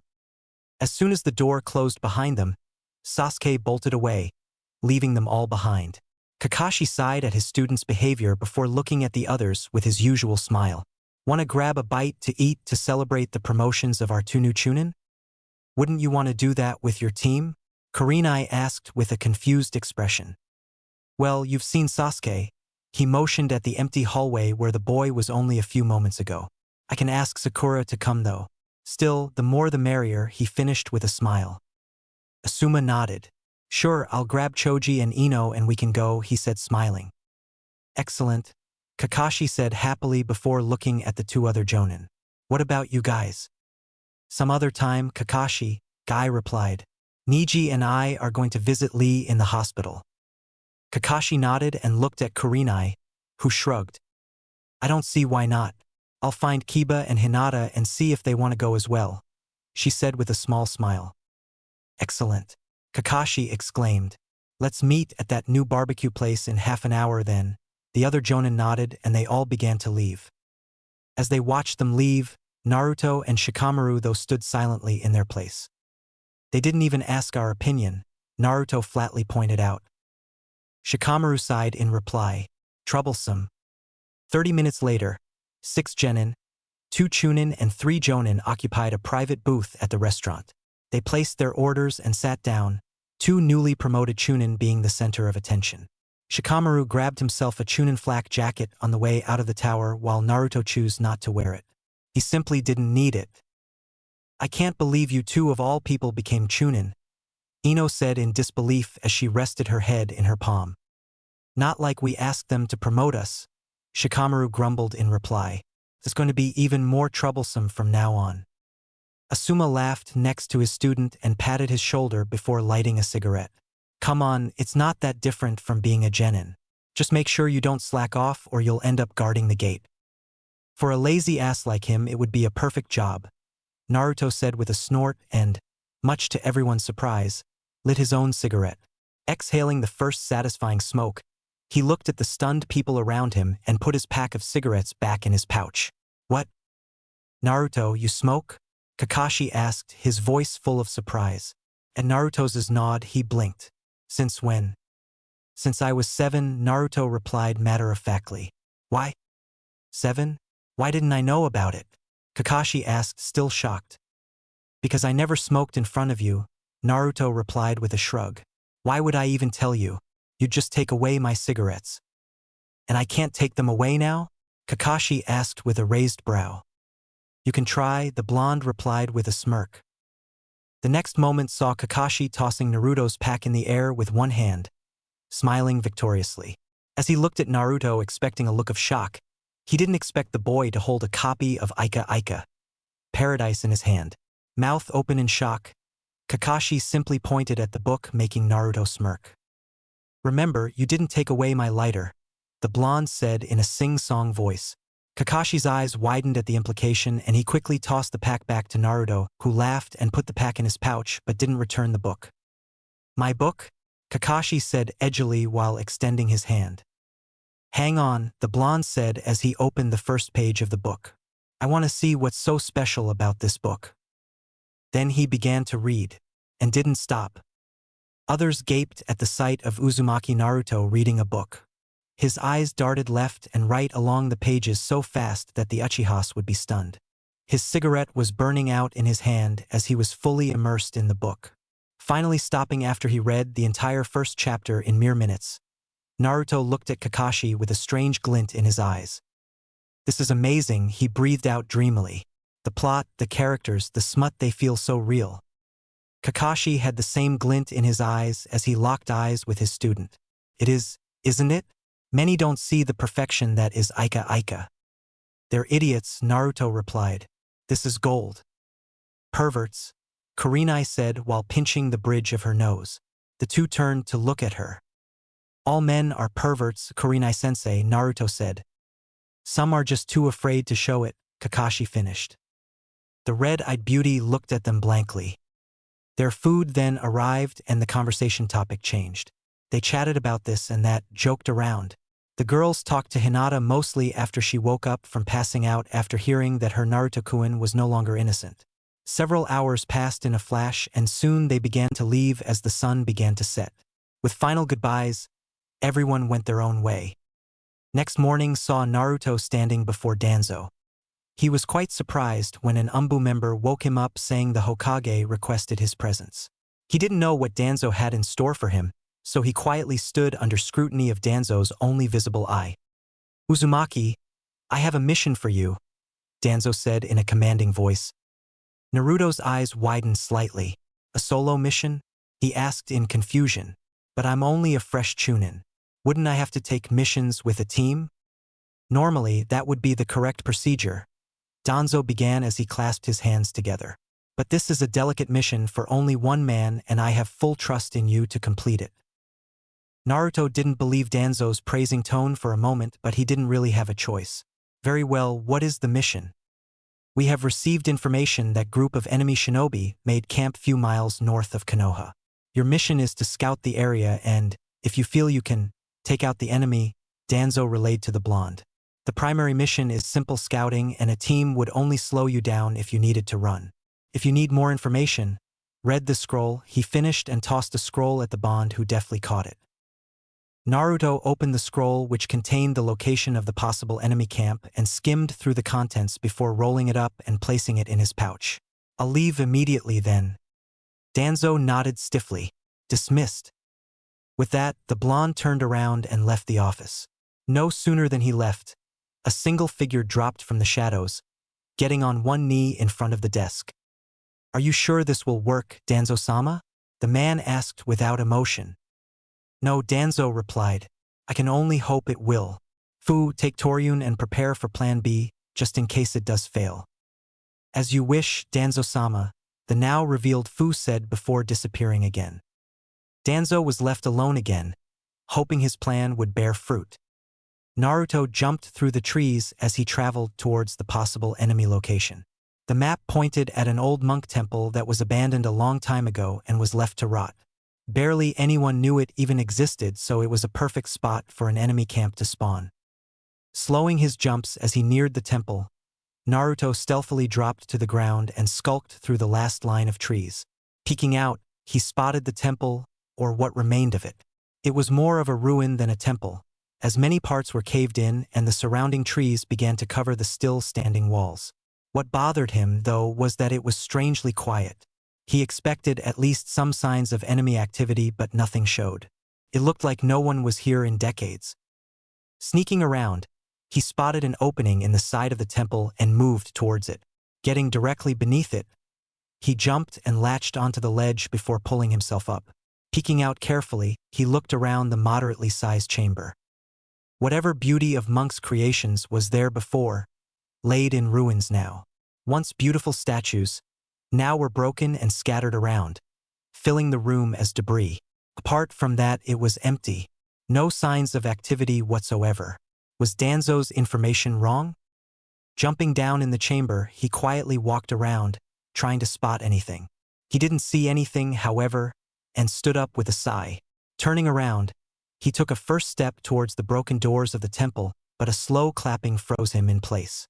Turning around a split second later with a kunai in his hand, his eyes landed on a familiar man with silver hair and a pair of round glasses on his face. "Hello, Naruto-kun," the man said with a smile. "I'm glad to see you again. You certainly look different." "Kabuto," Naruto snarled in response, his grip on the kunai tightening. "I certainly didn't expect to see your traitorous face anytime soon." The man only laughed. "Me neither, trust me. But an interesting request came to my master and we didn't have heart to reject it," he finished with a cold smirk. "What request?" Naruto asked edgily. He didn't think for a second that Kabuto was here alone, but he dreaded of who was accompanied him. "Oh, I would love to tell you," Kabuto smirked, "but I think my master would love to be the one to do it." Naruto's blood ran cold as another familiar figure began to rise from the ground. Black hair, white skin, and yellow slitted eyes that belonged to only one man. No, to a monster. Orochimaru stood in his full, disgusting glory, smirking down Ant the Blonde. Even with his arms looking dead, he was still as terrifying as he was back in the forest of death. Naruto gulped and raised his kunai slightly, feeling that his chances of escape were practically non-existent. "Hello, Naruto-kun," Orochimaru began with a sinister chuckle. "It warms me to see you again." Naruto said nothing as he stared at the bigger threat of the two. He knew he couldn't defeat him even in his weakened state. The man was simply too powerful for him to do anything. And with Kabuto here, Naruto was sure he wouldn't be leaving this place alive. "Ku, Orochimaru chuckled. "Staying quiet, I see. No matter, I'm here to speak anyway," he said in a mocking tone. "I'm sure you're wondering why we're here. Well, our old friend Danzo wanted us to pay you a visit." Naruto's eyes widened, but before jumping to conclusions, he fished for more information. "Explain," he said with a threatening voice which only made Orochimaru chuckle more. "I don't know if you were aware, but Danzo was after you from the moment the Kyuubi was sealed inside you. He always wanted you under his thumb, a perfect weapon at his disposal," Orochimaru began, smirking at the unease in Naruto's eyes. "However, Sarutobi-sensei made sure that his old fingers never wrap around you. But with him dead, Danzo wants you, and that's where we come in." Naruto was now feeling even more uneasy. Danzo was behind this? and he wanted him as a weapon? What is your purpose then? Danzo is the Hokage now, so I'm under his command by default. But old Danzo wants his weapons emotionless, without free will and ready to follow any order, be it moral or immoral. Orochimaru replied with an evil smirk. And we both know you wouldn't kill kids, even if you were ordered to. So we are here to wipe your mind clean and bring you back to him so he could mold you to his wishes. Naruto was growing more uneasy with each word that came from Orochimaru's mouth. You know I'm not going down without a fight? He asked, trying to sound stronger than he felt, but his tone betrayed him. Oh, I know, Orochimaru replied with a smirk. That's why Kabuto is here. I decided to let him have some fun with you before he brings you to me. The blonde's eyes widened slightly, which the snake man noticed. You didn't think I would be interested in you enough to stay here? Ku, I'll see you in a bit, Naruto-kun. With a final round of menacing chuckles, Orochimaru sunk into the ground, disappearing from the scene. Two remaining ninja watched each other, one with a calculating look, other with a condescending smirk. Shall we begin? Kabuto asked. Without a word, Naruto charged at the man, his kunai ready. Kabuto smirked and pushed the glasses up his nose and pulled out his own kunai before charging as well. The two met in the middle of the chamber, their blades clashing. Naruto glared at the man with a newfound resolution. Now that Orochimaru was out of the picture, he had a much bigger chance to leave this place alive. He had to give it his all and go in with the intent to kill. Without wasting a moment, he pushed the Kabuto's kunai and swung his left fist towards his stomach. Kabuto easily blocked it, but he was unprepared when Naruto suddenly spun around and threw a kick at him. Raising his arms, Kabuto blocked the kick with his forearms but was still knocked back by the strength of the kick. You have gotten stronger, Naruto-kun, Kabuto said as he flexed his arm muscles. The kick was strong and it even hurt slightly, but it won't be enough. We'll see about that, Naruto growled and charged again. Kunai met with a clang and the two continued their deadly fight. With each punch that hit home, a kick was the answer. They seemed equal in power and skill as neither could gain edge on the other. Kabuto was smirking all the way, like he was only playing with the blonde. As Naruto threw a kick, Kabuto's smirk widened and his hand swiped Naruto's thigh. The blonde winced in pain and jumped back holding his thigh. What the hell? He asked as he watched Kabuto's now glowing hand. He could already feel the injury in his leg heel, but seeing no sign of damage on his leg worried him. Chikura no Mezu, Kabuto answered. With this technique, I can cut up your insides with ease.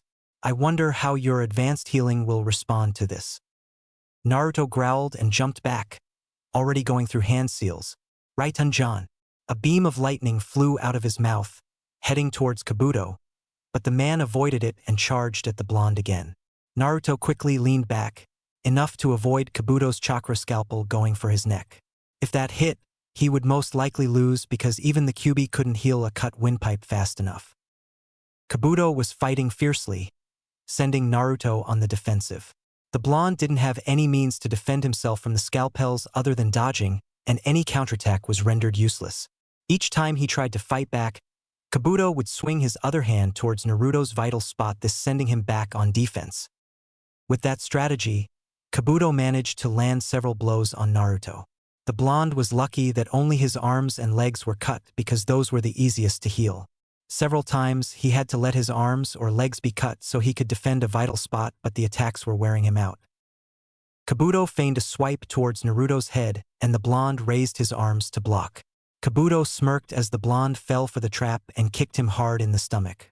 Naruto staggered back with an arm on his stomach. Kabuto didn't let him recover as he charged and cut along Naruto's left forearm. The blonde grunted in pain and jumped back to gain some distance. Kabuto let him.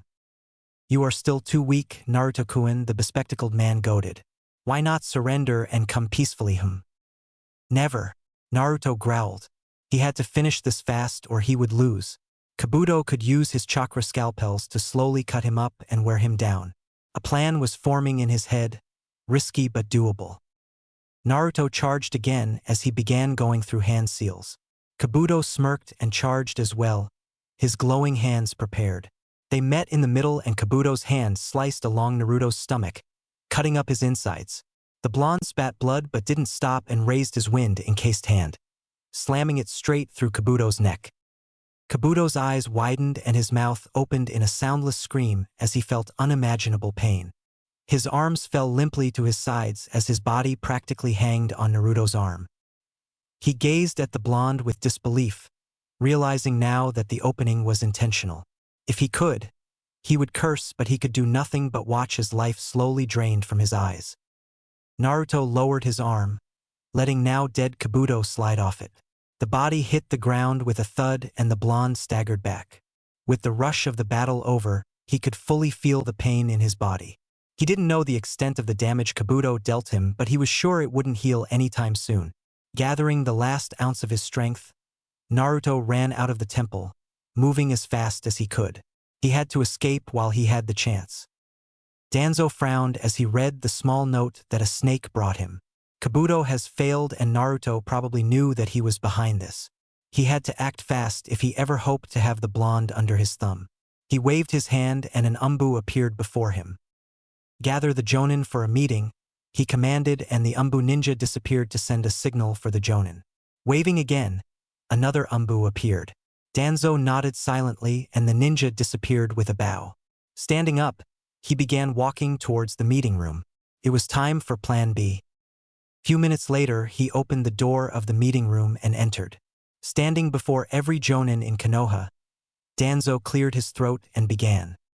We have recently found evidence that Orochimaru had one more inside man in Konoha, he began, and the Jonin stiffened. They all knew that Kabuto was a traitor, but no one thought there was another. The traitor is Uzumaki Naruto. Whole room gasped in shock. Angry shouting began the next moment as those who still doubted the blonde started to call for his execution. Danzo yelled for them to shut up and they did, albeit reluctantly. Are you sure about that, Hokage-sama? A shocked Kakashi asked. He couldn't believe that his student was a traitor. He wouldn't believe it. Naruto was always loyal to the village and his friends. He could never betray them. We have been suspicious for a while, Danzo began. I sent umbu to search his apartment, and they found several scrolls signifying Uzumaki's connection to Orochimaru.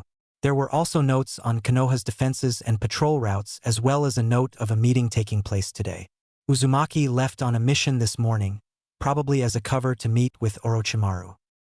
Kakashi stood silent in shock as he processed this information. Several other Jonin also couldn't believe what they were hearing. They all looked at Danzo, hoping it was a joke, but they knew the man enough to know that he never joked. You are to leave at once and find him. Bring him alive, Danzo finished. Seconds later, the room emptied as the Jonin began their assignment. Danzo was left smirking to himself. This plan would surely work. Naruto finally stopped after running for several hours. He was weak and tired and dropped on the ground as soon as he stopped. His insides still didn't heal completely and the pain was still there. Wheezing slightly, he looked around to see if he had anyone on his trail but could spot no one. Sighing in relief, he let his head drop. He had no idea what he should do now or where he should go. He was sure Danzo would do something to him as soon as he returned to the village, and in his weakened state, he couldn't do anything to prevent it. He had to rest and heal before he could do anything. He was sure he would pass out any moment now. He cursed as he knew how risky it would be and how anyone could find him here, but he could do nothing as his eyes began to drop. A ruffle of leaves grabbed his attention, and he heard someone the moment before he passed out. Well, what do we have here? Kakashi sighed as he entered the village. He was out in the woods looking for his student, yet there was no trace of him. Even with his tracking dogs, he couldn't find him. Looking up to the sky with his single, tired eye, he cursed to himself. He couldn't help but blame himself for Naruto's current predicament. Since no one knew where Naruto was for the month before the third exam, many assumed that he was with Orochimaru. He didn't believe any of that for a second, but his opinion hardly mattered at the moment. There was no need to report to Danzo now, so he made his way towards Training Ground 7. Expecting some free time of staring at the monument, he was surprised to see the familiar pink-haired girl running towards him, followed by her black-haired teammate. Kakashi-sensei, is it true what they say? She asked with trepidation lacing her voice. Is it true that Naruto is a traitor? Kakashi sighed before smiling slightly, placing his hand on her shoulder.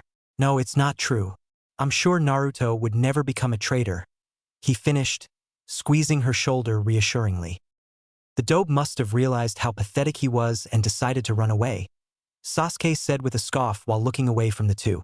It was then that he felt a harsh pain on his face and he found himself sprawled on the ground. A hard look covered Kakashi's face, and in a flash he was standing over Sasuke's prone body with his arm outstretched. I've looked past your arrogant behavior for a while now, Kakashi began with a cold voice. I even stood up for you when we were late for the Chunin exams. I always tried to swerve you away from your arrogance, to make you see your fellow comrades as your equals. But even today you see them all beneath you. Well, let me tell you something.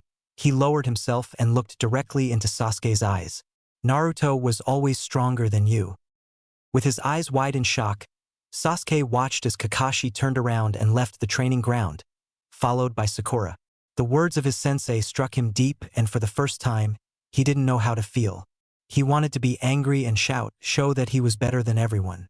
Yet, at the same time he felt revulsion and regret for his actions. He wanted to scream, but he settled for an angry growl. With his jumbled thoughts, he turned around and left in a hurry. Orochimaru screamed in anger as he finished reading the scroll on his desk. Killing intent rolled off of him in waves, scaring anyone in near vicinity. It was even worse for the Sound Four, who were kneeling only a few feet away. They almost passed out from the sheer amount the man was producing. Is everything all right, my lord? Sakan asked with a trembling voice. No, it's not all right, Orochimaru shouted angrily. First Kabuto died, then that fucker Danzo won't give me the Uchiha. He screamed again and kicked his desk away. Fucking Uzumaki. Should we head out and collect the Uchiha, Orochimaru-sama? Kadamaru asked.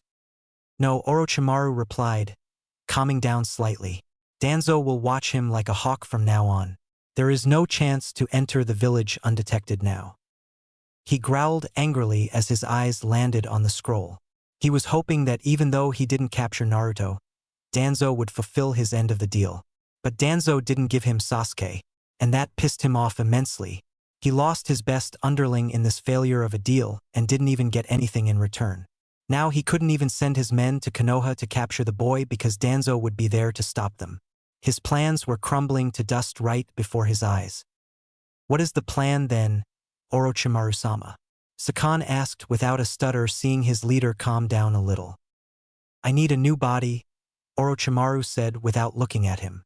Everything else is of no importance to me now. He didn't spare them another glance as he left the room. Naruto groaned as he woke up. His entire body was stiff and moving only induced pain. Relaxing, he realized that he didn't feel the hardness of the forest ground, but the softness of a mattress. His body went shock still at the thought of being captured while unconscious. He didn't hear anything around him and dared himself to open his eyes. He was met by a wooden ceiling with. On his left was a wooden wall with a beautiful painting of a single sakura tree, and on his right a desk filled with makeup stuff and a mirror leaning on the wall, and a bookcase on its side. There was also a window by the bed that showed already darkening sky and a nightstand with a lamp, as well as two doors which led outside and to the bathroom. Straining himself, he sat up and saw that he was only in his boxers. Looking around, he tried to find his gear. Luckily, his pouches were on the desk and he quickly threw the covers away before getting out of bed. The first step made him stumble and a sharp pain passed through his midsection. He grabbed his side and stifled a groan before steadying himself. With two more painful steps, he reached the desk and grabbed his pouches. He was just about to strap them when the door suddenly opened and his head snapped toward it. One of the most beautiful women he had ever seen entered the room. She was almost as tall as him, with long straight brown hair and shiny green eyes. She was wearing a red silk short-sleeved kimono that reached her thighs, which did nothing to hide her beautiful curves. Her face was that of an angel and her soft, fair skin seemed to glow in the dim lights of the room. The moment she saw him standing there, she flashed him a beautiful smile and entered. I'm glad to see you're awake. She spoke with a soft and melodic voice, truly fitting with her physical beauty. You were asleep for 3 whole days. We were worried. Snapping out of his shock induced by her beauty and her voice, he processed what he heard. 3 days? That was almost as long as when he passed out after fighting Gaara. His face hardened then. Where am I? Who are you and why am I here? Seeing his tense posture, the woman smiled. You are in a hostess club in a small town of the land of hot water. My name is Izumi and why you're here. She tapped her cheek with a cute smile. We'll explain someone else. Naruto didn't like this situation at all, but he only nodded as the beautiful Izumi left the room. She didn't attack him and he wasn't restrained, so he would give her the benefit of the doubt. He was still standing and he could feel the pain in his midsection subside. It wasn't long until the door opened again, but this time, it wasn't a beautiful woman who entered. It was a big man with shaggy, long white hair. Naruto was immediately on edge when the man entered and he shifted his body more for running away than fighting. He could feel power rolling off the man and he knew he could not defeat him. The man closed the door behind him and stared the boy down. Seeing the boy's stance, the man broke in a grin. Glad to see you up and running, brat, he began. I thought you'd be napping for a few more days at least. Your intestines were like a mashed potato when I found you. You found me? Naruto asked the man. Why am I here? Who are you? You are here because this is one of my rare safe spots that only I know. And for who I am, the man then grinned widely and dropped in a wide stance. I am the great and powerful Jiraiya. Naruto looked at him skeptically before his eyes widened in realization. You're the guy who wrote Ika Ika. Paradise. Jiraiya positively beamed at the boy and pulled out the book in question before rushing to the boy. You know of my work? He asked excitedly as he waved the book around. Hell yeah. Naruto replied and snatched the book from the man's hand. Now I can finally read the second chapter. Jiraiya pouted at the loss of his book but grinned again. I'm happy to see the next generation growing up splendidly. Yeah. Naruto said absent-mindedly as he stored the book safely in his hip pouch and placed both pouches on the desk. He then crossed his arms across his chest and looked at Jiraiya. I'd like to get some answers now. Jiraiya nodded. Sit on the bed. This will take a while, he said and sat on the chair by the desk. Seeing the boy sit, he began. But first I want to know why was Uzumaki Naruto branded as a traitor for cooperating with Orochimaru? Naruto's eyes widened at the fact that the man knew him. You know who I am? Jiraiya nodded. How? Later, Jiraiya replied. Now answer me. Naruto clenched his fists in anger. Danzo set me up. He sent me on a mission to locate a possible enemy camp, but instead of some no-name ninja, I was met by Orochimaru and his lackey. Orochimaru then left, so I only fought Kabuto. He was stronger than I thought, but he underestimated me greatly, so I managed to kill him. He managed to cut me up nicely though. Jiraiya frowned. Why did Danzo set you up? Did they tell you? Yeah, he wanted them to erase my memory so he could turn me into one of his root ninja, Naruto said with an angry nod. Danzo wanted you under his thumb from the moment the QB was sealed inside you, so I can see that happening, Jiraiya said. I don't see why Orochimaru would do that for him though.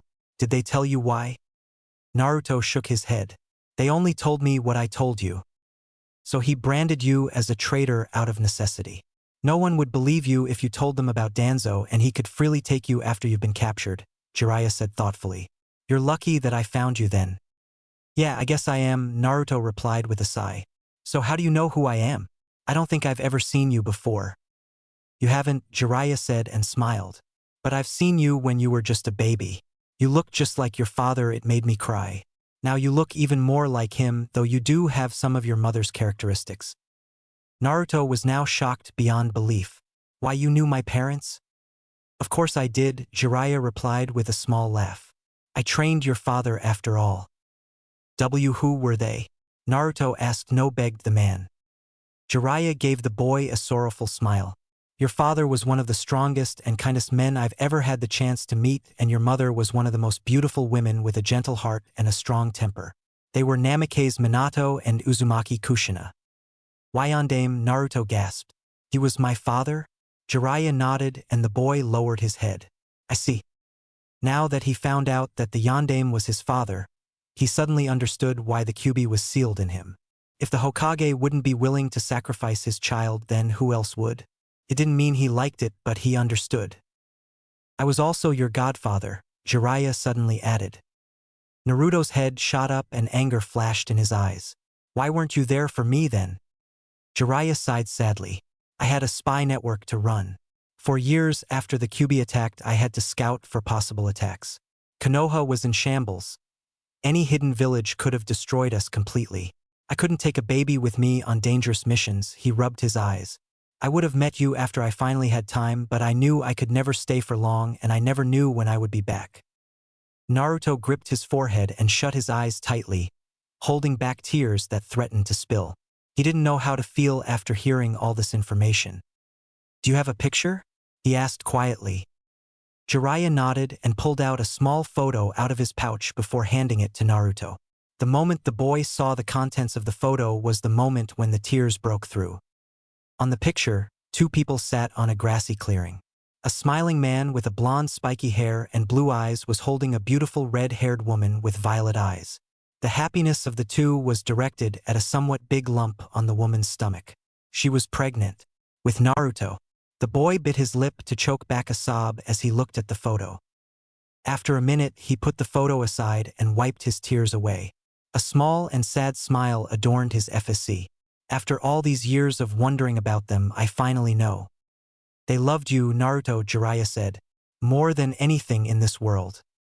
Naruto gave the man a thankful look and smiled. "Thank you for telling me." Jiraiya waved him off and wiped a tear of his own before the boy could see it. "It was due time to tell you.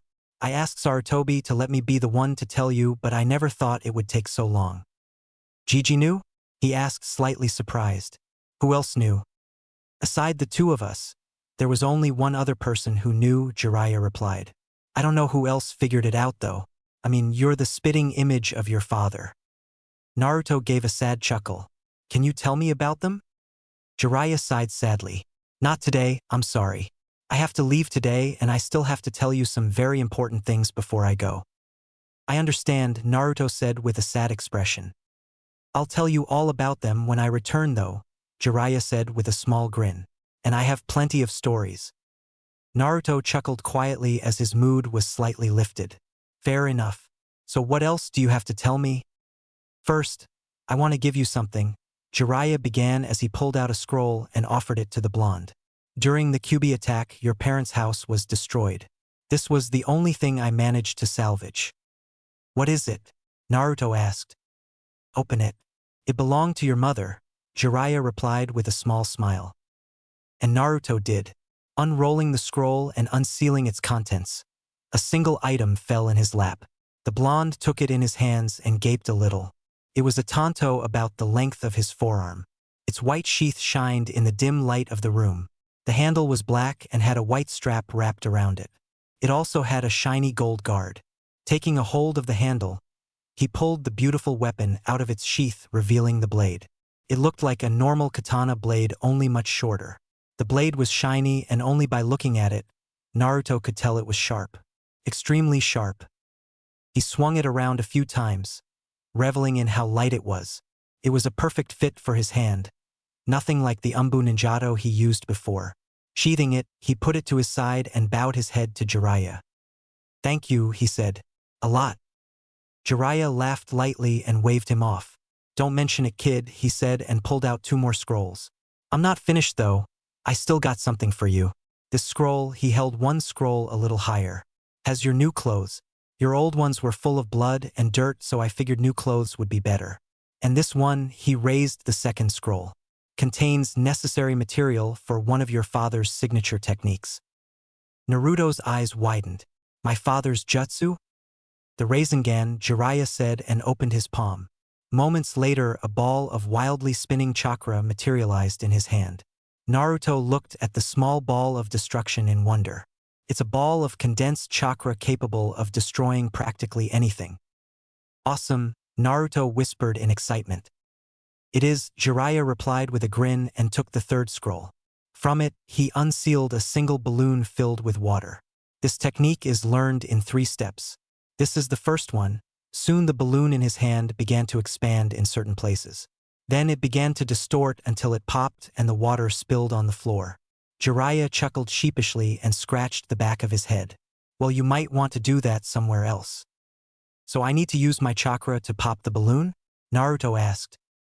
Jiraiya raised a brow at the boy's quick thinking and nodded. "Seems simple enough," Naruto said, scratching his cheek. What are the other 2 steps? This time Jiraiya grinned. You will have to find out those by yourself. Naruto looked at him blankly. Jiraiya laughed again. I know you'll have no trouble doing that, trust me. Naruto sighed. Well, I can't really complain. You've already given me so much. As I said, don't mention it, Jiraiya replied.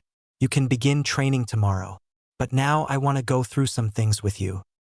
What are they? Naruto asked. I'm going back to the Land of Fire to find a certain person before Danzo does. Jiraiya began in a serious tone. While I'm away, you have to be careful. You are safest here and you can trust Izumi. Don't leave the club during the day and avoid the streets during the night. While I doubt Konoha would send teams out of the country so soon, I don't want to risk. You can safely train inside, but don't destroy anything. Naruto nodded. All right, do you know when you'll be back? I'll be away for at least a week, Jiraiya replied and stood up. I expect you to master the Rasengan by then. I will, no doubt, Naruto replied with a smile. No doubt at all, Jiraiya said with his own grin. He turned towards the door and opened it, but before he left, he turned to the blonde one more time. Oh, and no shadow clones. Naruto's smile became strained. As the man left, Naruto released a long sigh. He was still processing all information he heard tonight. He was tired and sore and he really wanted to sleep now. He stood up and safely stored the photo of his parents in his pouch and placed his tanto by it. Then he lifted the covers of the bed and slipped inside, his eyes closing already. He was interrupted by the door, however, and he sat up ready to kick Jiraiya out, only to lock eyes with the beautiful Izumi. Izumi-san, Naruto said with a small blush. What do you need? The young woman smiled at him as she replied. Seeing that Jiraiya-sama left, I was about to turn in for the night. She closed the door behind her. I'm here?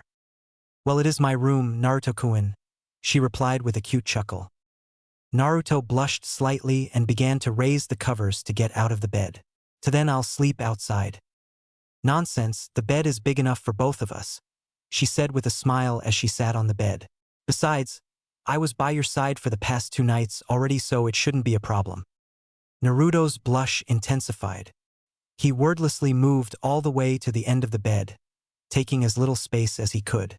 He could hear her chuckle again as she laid in the bed. Good night, Naruto-kun, she said as she turned off the lamp. Gee, good night, Izumi-san. It was going to be a long night. When Naruto woke up the next morning, he was utterly shocked and surprised to find out that he was not alone in the bed. His mind took a moment to process what happened last night and he sighed in relief that he was not in enemy territory. However, as he looked down at his sleeping companion, he suddenly felt extremely embarrassed, for she was very close to him. Her right hand rested on his chest while her body rested against his side. Her head was on his shoulder and he could see every inch of her beautiful, sleeping face. Another shock was that, at some point during the night, he sneaked his right arm around her frame and pulled her closer to him. He was now effectively trapped, and the only way to get out of bed was to wake her up, which he did not want to do. That was when her green eyes opened and locked with his blue ones. A smile instantly appeared on her face. Good morning, Naruto-kun, she said tiredly and yawned cutely. Morning, Izumi-san, he replied with a higher voice than intended, and a small blush crept on his cheeks. As she stopped yawning, she noticed the position of her body and playfully smirked. My, Naruto-kun, I didn't think you were so bold. We only met yesterday. Naruto's eyes widened and his blush intensified. I am sorry, I always sleep alone, so he sputtered in embarrassment. The beauty chuckled as she gently patted his chest in reassurance. It's all right, Naruto-kun, she said and began to sit up. You will have to forgive me, but I have to prepare for the day. And with that, she let the top of her kimono slip off her shoulders. Naruto tried not to, but his eyes succumbed to the soft skin of her shoulders, and he spent next few moments just watching her. It didn't take long for him to snap out of his daze. Izumi's cute chuckle helped, and jump out of the bed, grabbing his pouches, scrolls and tanto before rushing to the door. I'm gonna go tea train, he said, looking back at her before leaving the room. Her amused chuckles could still be heard through the closed door. Finally getting his embarrassment under control, he looked around. He was in a wide hallway which led to another door with a stairway branching in the middle. He remembered Jiraiya telling him he could train inside, but he didn't really want to do that in the middle of the hall. So he went to the only other available door. Opening it, Naruto found himself in a room that seemed more like a dance studio.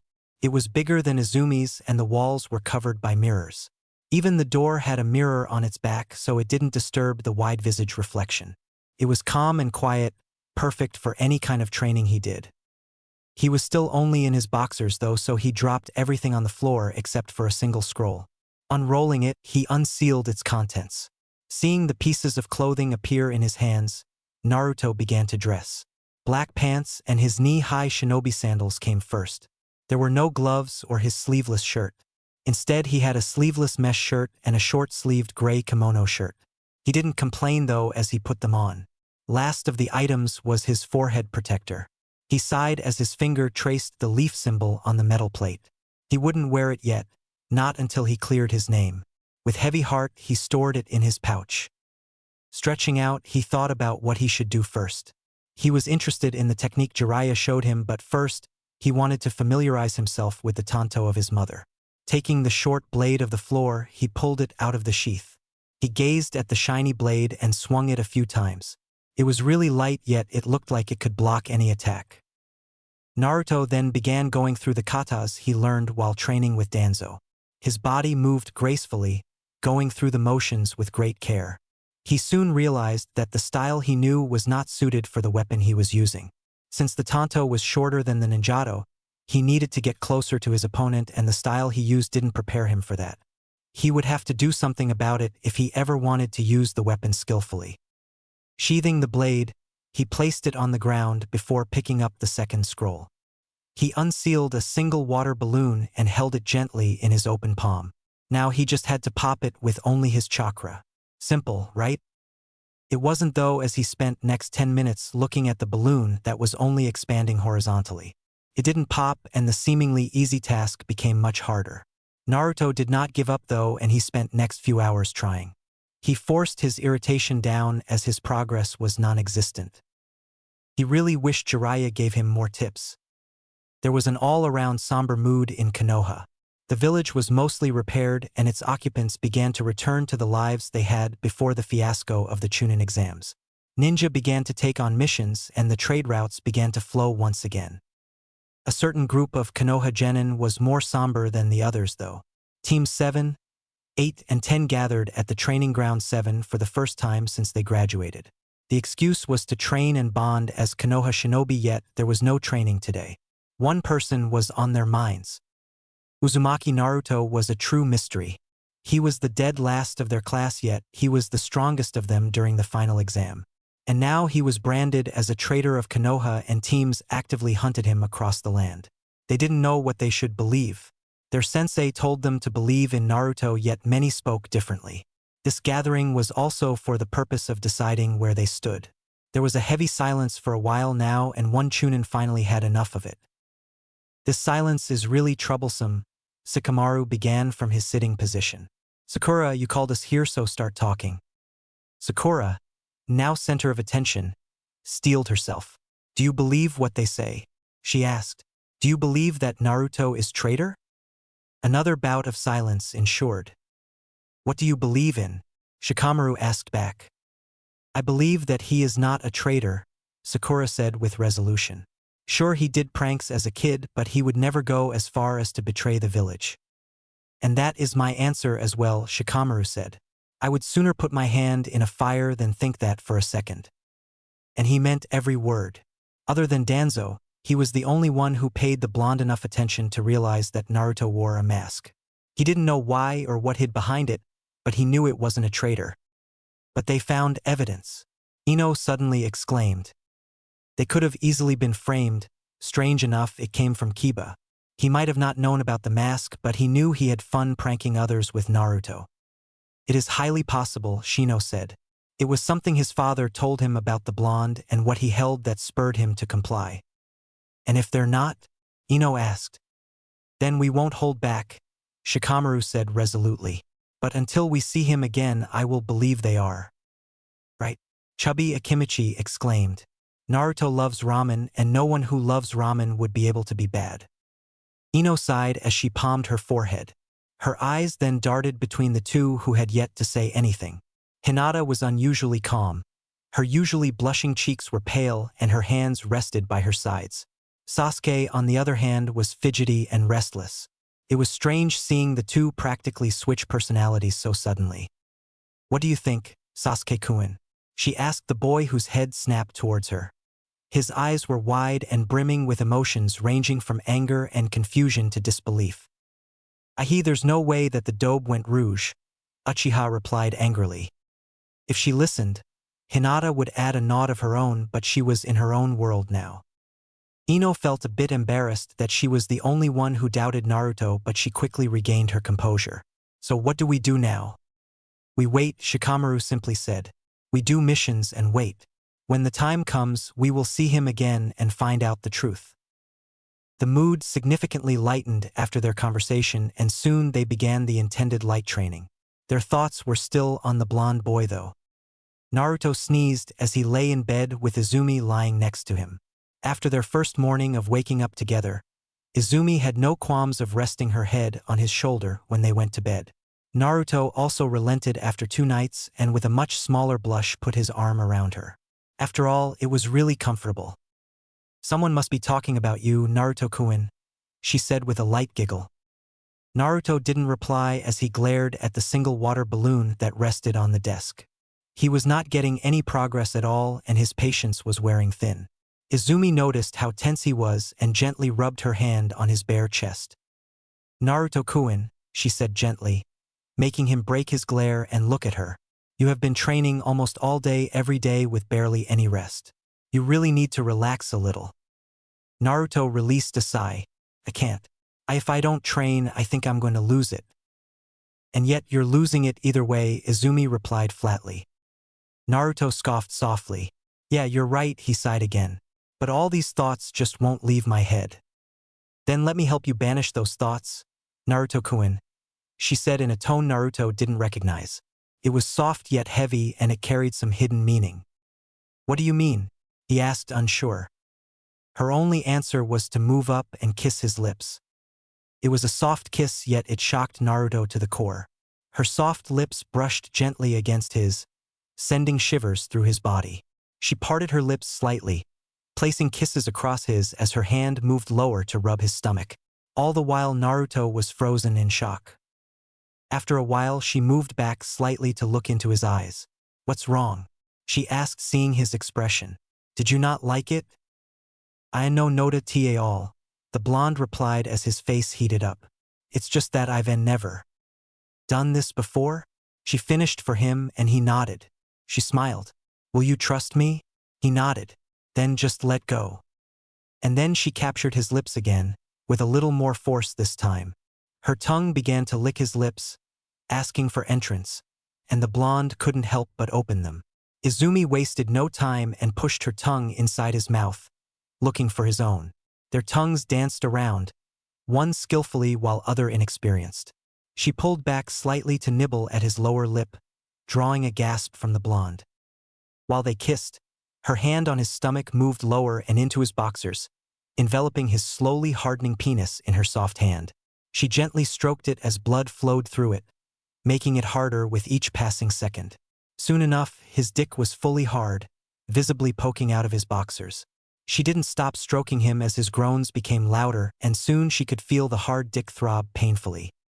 Naruto was surprised and annoyed that her gentle hand stopped stroking him suddenly and her warm lips separated from his. Looking at her, she only smiled teasingly and moved back to straddle his legs. Wasting no time, she hooked her fingers at the hem of his boxers and pulled them off, revealing his hard and stiff member to the world. It twitched at the feel of cold air brushing against it. Izumi saw how tortured it looked and swiftly moved lower to envelop the head with her lips. Naruto moaned as he felt her hot breath and her tongue caressing the head. Her hands were not idle and she stroked him, bringing him closer to the edge. Moving her hand lower, she wrapped only her thumb and index finger around the base and squeezed lightly as her head lowered.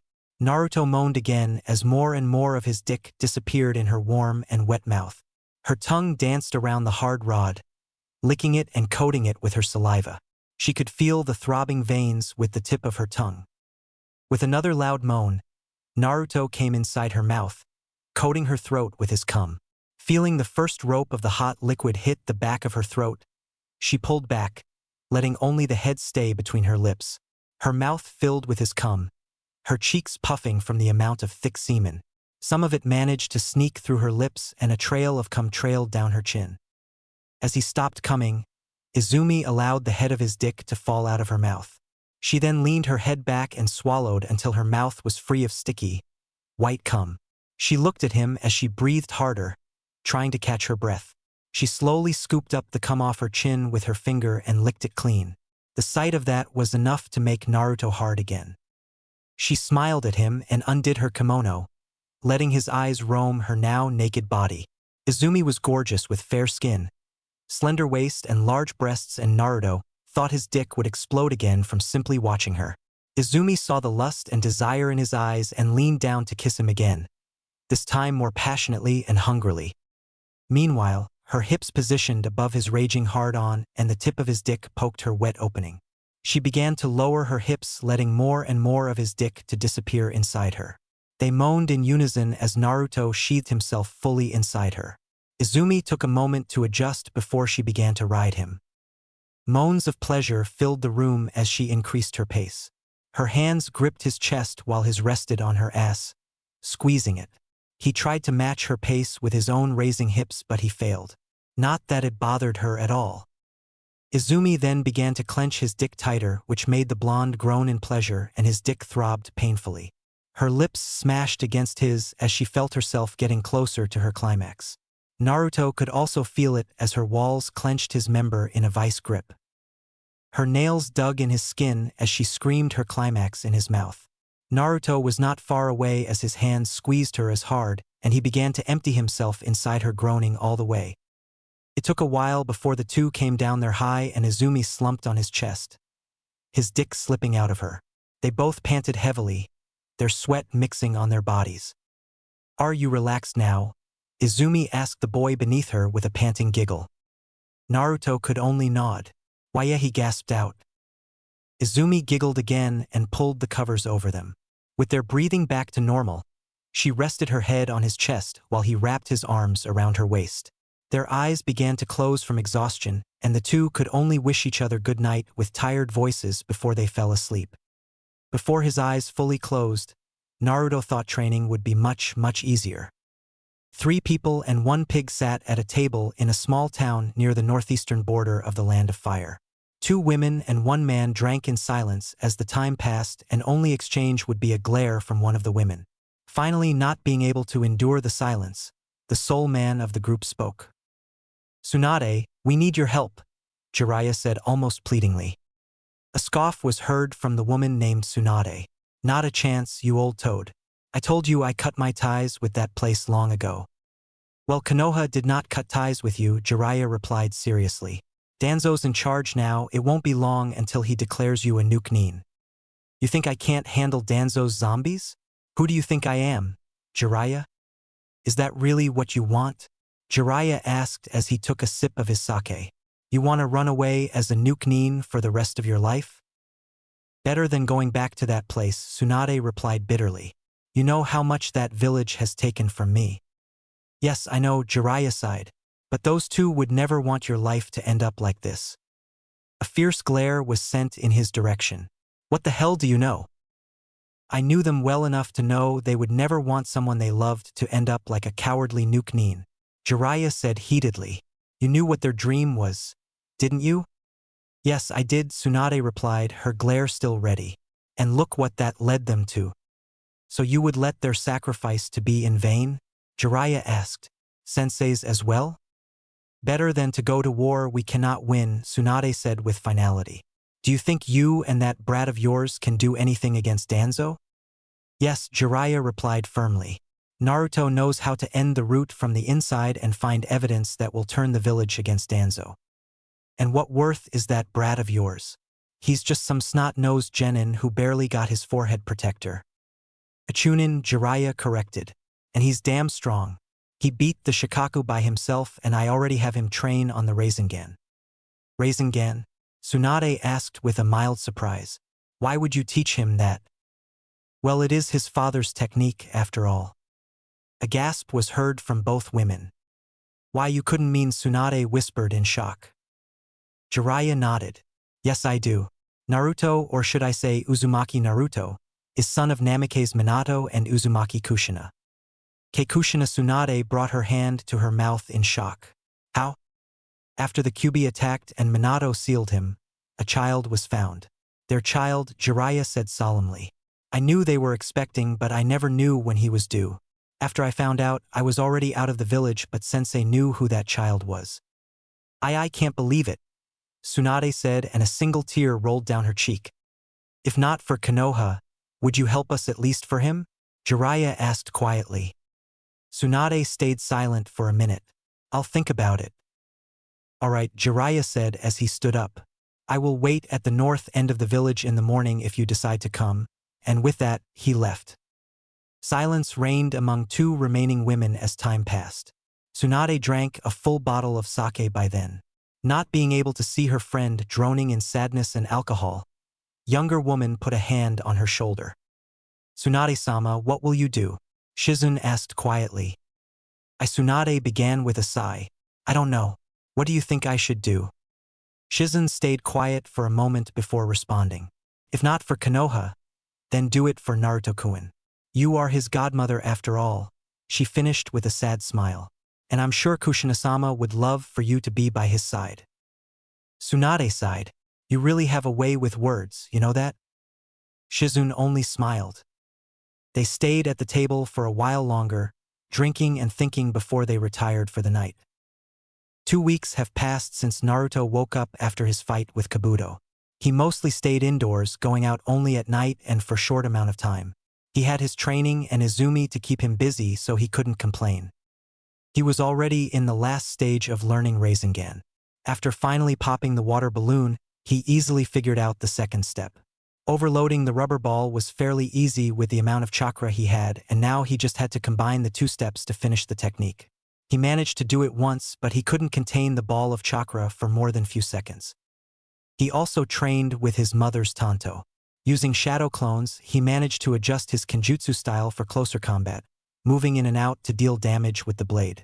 When he inspected the blade closer, he noticed that channeling chakra through it was much easier than through his ninjato, and he began to add both wind and lightning chakra to the blade. With wind, he gained range and extreme sharpness which could cut through most things. With lightning, he gained extreme penetration abilities as well as cutting power. Now he wanted to be able to switch from one element to the other fast so he could use it effectively in battle. His relationship with Izumi confused him though. He was sure he wasn't in love with her, but he couldn't deny that he liked her. Otherwise, he wouldn't have sex with her almost every night. He knew there wouldn't be any kind of serious relationship after he left, since he was a ninja on the run while she was a hostess in a different country. If he had to name it, he would say they were friends with benefits, a term he found in Jiraiya's book. And from what he saw, she didn't seem to mind. In all honesty though, Naruto was getting restless. His Kenjutsu training reached its peak, and the only way to improve it further would be through battles. He was also confident that he would finish the Rasengan in few days. After that, he would have nothing to do until Jiraiya returned. He sighed as another Rasengan failed to form in his palm. Clenching his tired fist, he dropped on the floor and lied down. It was close to midday and Izumi would soon come to bring him lunch. He would have to thank the girl a lot because he would probably go for days without eating. The sound of doors being opened caught his attention, and he turned his head expecting to see the green-eyed beauty, only to see the familiar figure of Jiraiya. Yo, the man greeted with a grin. Damn it, Jiraiya, I thought you died by now. Naruto replied with a sigh as he stood up and faced the man. Right, Jiraiya said flatly. What if I told you that I wanted to give you more time with Izumi-chan? Naruto blushed slightly. How do you know about that? Jiraiya's eyebrows rose as a grin split his face. I didn't, he replied with a giggle as Naruto slapped his forehead. So, Naruto began as his embarrassment faded. Since you returned, does that mean you found who you were looking for? Of course. Jiraiya replied with a huff. I'm Jiraiya-sama, greatest spy in elemental nations. There is no one I can't find. Who was it? You'll meet her soon, was Jiraiya's reply. Now pack your stuff and say your goodbyes. We're leaving. I'll be ready in 5 minutes, Naruto said as he approached the door. I'll be waiting on the roof, Jiraiya replied and disappeared. Naruto shook his head with a chuckle as he entered the room he shared with Izumi. His pouches were on the desk, so he strapped them on, as well as the tanto on his lower back. Then he put his sandals on and turned to leave, only to see Izumi standing at the door.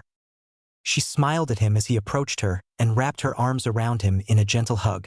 Safe travels, Naruto-kun. Her gentle voice calmed him and he wrapped his arms around her shoulders. Thank you, Izumi-san. The beauty giggled. I told you not to call me that, Naruto-kun. I'm not that old. Naruto laughed slightly. All right, Izumi-chan. Izumi pulled back and smiled at the blonde before kissing him softly on the cheek. Goodbye, Naruto-kun. Goodbye, he replied, and they separated. Naruto then left the room and went to the roof. Jiraiya looked at Naruto as he appeared by his side and nodded. The blonde returned the nod and they both disappeared with a shunshin. They reappeared in a forest outside the town, hidden by the dense trees. Naruto then looked at the bigger man. So when will I meet this mysterious woman you took so long to locate? He asked. Jiraiya snorted and pointed behind him. There she is, brat. And true to his words, a woman appeared, or two to be more precise. Both very beautiful yet very different. One was a tall woman with blonde hair set in 2 pigtails. She had brown eyes, a diamond-shaped mark on her forehead, and a pair of biggest breasts he had ever seen in his life. The second woman was shorter, with a short black hair and black eyes. Her black kimono covered her entire body, but her curves were still prominent. She also held a small pig in her arms, wearing a red vest and a pearl necklace. The blonde approached him first. He had no problems watching only her face as he engraved the image of her breasts deeply in his mind. She stopped in front of him with a strange look in her eyes as she stared at his face. He raised a brow in curiosity and was about to ask her what's wrong when she spoke. You look just like her, she said softly, and Naruto's eyes widened. You have his hair and eyes though. She let a soft smile as she watched his shocked expression. I'm so happy to finally meet you, Naruto. Then she did something that surprised everyone there. She hugged him. Naruto stood still in shock as a pair of strong, feminine arms wrapped around his shoulders and his face was buried in a pair of soft mounds. He was even more shocked when he felt tears fall on top of his head, and the woman shuddered as she choked back a sob. I thought you died, she said quietly, her voice quivering. Naruto finally regained his composure and, with some difficulty, raised his head to look at the crying woman. Who are you? The woman forced a laugh as she released him and wiped her tears away. My name is Senju Tsunade. I am your godmother. Naruto's eyes widened in shock. What? Tsunade laughed again, this time softer and less forced. I was a good friend of your mother for a long time. I watched her grow from a feisty little girl to a strong kunoichi she was. I loved her dearly, and when she asked me to be your godmother, I was overjoyed. Her smile then turned sad. I was away from the village before you were born. When I heard of her death, I was crushed. And I thought you died as well.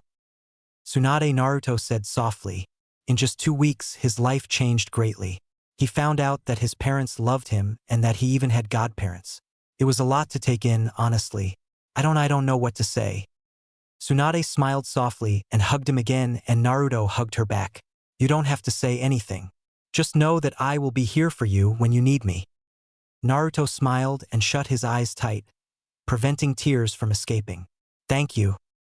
The other 2 people stood on the side, watching the heartfelt reunion with smiles. It was a few minutes later when the pair separated and Naruto turned towards the last unknown member of the group. The black-haired beauty smiled and approached him. It's great to finally meet you, Naruto-kun, she began. My name is Shizune and I am Tsunade-sama's apprentice. And this is Tantan, she finished, raising the pig slightly. Naruto smiled at the 2 and gave them a small bow. It's nice to meet you, Shizune-san, Tantan-chan. Shizune smiled and Tantan oinked. You don't have to be so formal, Naruto-kun. Just call me Shizune. Naruto nodded with a smile. A cough was then heard from Jiraiya and all turned to face him. Now that we're all well acquainted, it's time to discuss important matters, he said seriously.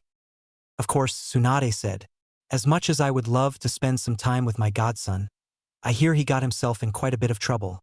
She finished, giving Naruto a pointed look. Naruto huffed, not my fault. Jiraiya chuckled. Be that as it may, you are in trouble now, so we have to plan ahead. So what now? Naruto asked. Now we train, Jiraiya replied. Tsunade and Shizune will return to Konoha and be our inside informants while the two of us go somewhere else. Is that safe?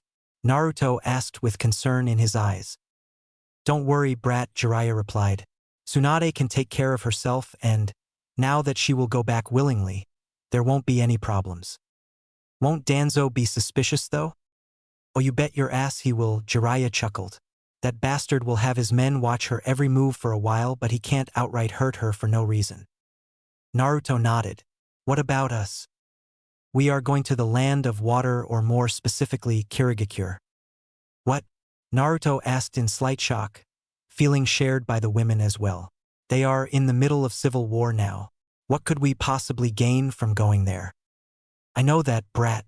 We are going there to help the rebels win the war, Jiraiya replied. And we have much to gain. You'll get battle experience, which is more valuable than any training, and we can possibly get some allies in the long run. And they will welcome us with open arms? Naruto asked skeptically. Not us, you, Jiraiya replied, pointing at him. I'll have to leave you there since I can't let Danzo find out I'm with you. It'll break my cover and possibly Tsunade's. Besides, I have a lead on a dangerous organization I need to check out. You sure this is safe? Naruto asked, this time with worry in his voice. Don't worry, Jiraiya ruffled his hair. I know you can take care of yourself. Naruto sighed and moved the man's hand off his head. What about my training? Sure, the experience is necessary, but it's not enough. I'll leave you a scroll with some techniques and give you some pointers as well, Jiraiya replied. You won't stagnate, trust me. Fine, Naruto said. Are we leaving immediately? Yeah, Jiraiya said. I wish I could give you two some more time to talk, but Tsunade has to get back to the village before Danzo sends his men after her. Don't worry, Naruchan, Tsunade said, seeing the sad look in his eyes. We'll have a drink after you return to the village. Naruto looked at her in annoyance at the name before smiling slightly. Sure. Well then, Jiraiya began. Let's go. Without any more words, for Shinobi jumped to the trees and headed south. Danzo sat in his chair as his hand gripped the report he was holding. It has been over 2 weeks now, there was no sign of Naruto anywhere. He had sent out the best tracking teams in Konoha and none of them found anything. He still cursed Orochimaru for failing. He had another trouble on his mind, however. It was time to deal with Tsunade, as he couldn't allow her to wander around anymore. She was an important pawn in this game, being the strongest kunoichi in Konoha. Danzo would give her one chance to come willingly. If she refused, she would be branded as a nuke-nin and hunted down. Fu, he said suddenly, and a single ninja appeared before him. Take a team and locate Senju Tsunade and bring her back. Hiruzen may have given her leniency, but I will not. If she refuses, you have permission to take her down. As you command, Danzo-sama, Fu replied emotionlessly and disappeared. With the task given, Danzo returned to his thinking. He was already planning on invading some smaller countries, but it was still too early to set those plans to motion. Now he had to strengthen his forces to show that Konoha was still strong even without their Jinchuriki. When Naruto was found, however, all of his plans could begin. Team 7 walked through the gates of Konoha after their mission. With Naruto's absence, they were given another member, Sai. The boy was a capable shinobi, although his social skills were terrible. The moment he met the team, he gave them weird nicknames and basically insulted them. His presence wasn't the only change in the team. When Naruto left, Kakashi began to seriously train his 2 remaining students, focusing on their weaknesses as well as strengths. He gave Sakura training in endurance and genjutsu, while Sasuke trained with and without his Sharingan. The 2 genin also changed a lot. Sakura was a lot quieter and she began to take her training seriously. She also stopped pestering Sasuke and spent her free time in the library, reading about any possible skills she found useful as well as finding out as much as possible about the world beyond the walls of Konoha. Sasuke changed the most though. After Kakashi put him in his place, his attitude changed completely. He no longer belittled his peers and tried to be cordial with them when they crossed paths. He was still a social and didn't seek friendship, but he acknowledged people around him. Kakashi could honestly say that he was proud of them. In a way, Naruto's disappearance made them better even if the price was high. He sighed as he thought about his former student. He didn't believe he was a traitor and was glad his students thought the same. He wished he could talk to him and find out the truth, but that was impossible. All he could do now was do his best as a sensei and wait. When Jiraiya returned to the village, he would be sure to talk to him. For figures could be seen running across the trees of the Land of Fire. The plan was to travel together for a while before they would split so they could talk about the plan more. Currently, they were just east of Otafukagai in a large clearing where they stopped to rest. It was the final point before they went separate ways. "Take care of yourself, Naruto," Tsunade said as she gave the blonde a gentle hug. "You too," Naruto replied as he returned it. The two then separated and Naruto went to stand by Jiraiya. "You know the plan, Tsunade," Jiraiya said, and Tsunade gave him a nod. "Now all that's left is—" His speech was cut short as they all had to dodge a hail of shuriken heading their way. The four shinobi went into battle stances as they scanned their surroundings for the location of the enemy. They didn't have to look for long as two figures appeared. A tall man with blue skin and a huge sword on his back, and a shorter man with long black hair and a pair of Sharingan eyes. They both wore identical black cloaks with red clouds on them. "Uchiha Itachi and Hoshigaki Kisame," Jiraiya said warily as he stared the two down. Other three tensed immediately as they knew who these two were. Kisame grinned. "Glad to know we're known around Itachi?" Itachi said nothing as he merely stared at Naruto. The Bond was unnerved at the stare, and he could feel something trying to invade his mind. Pulsing out his chakra, he cancelled the genjutsu and lowered his gaze. "Don't look in his eyes," he said seriously. "Looks like the brat is smarter than he looks," Kisame said mockingly. "Indeed," Itachi replied stoically. "What do 2S-ranked shinobi such as yourselves want with us?" Jiraiya asked dangerously. If these two were here, the fight was unavoidable.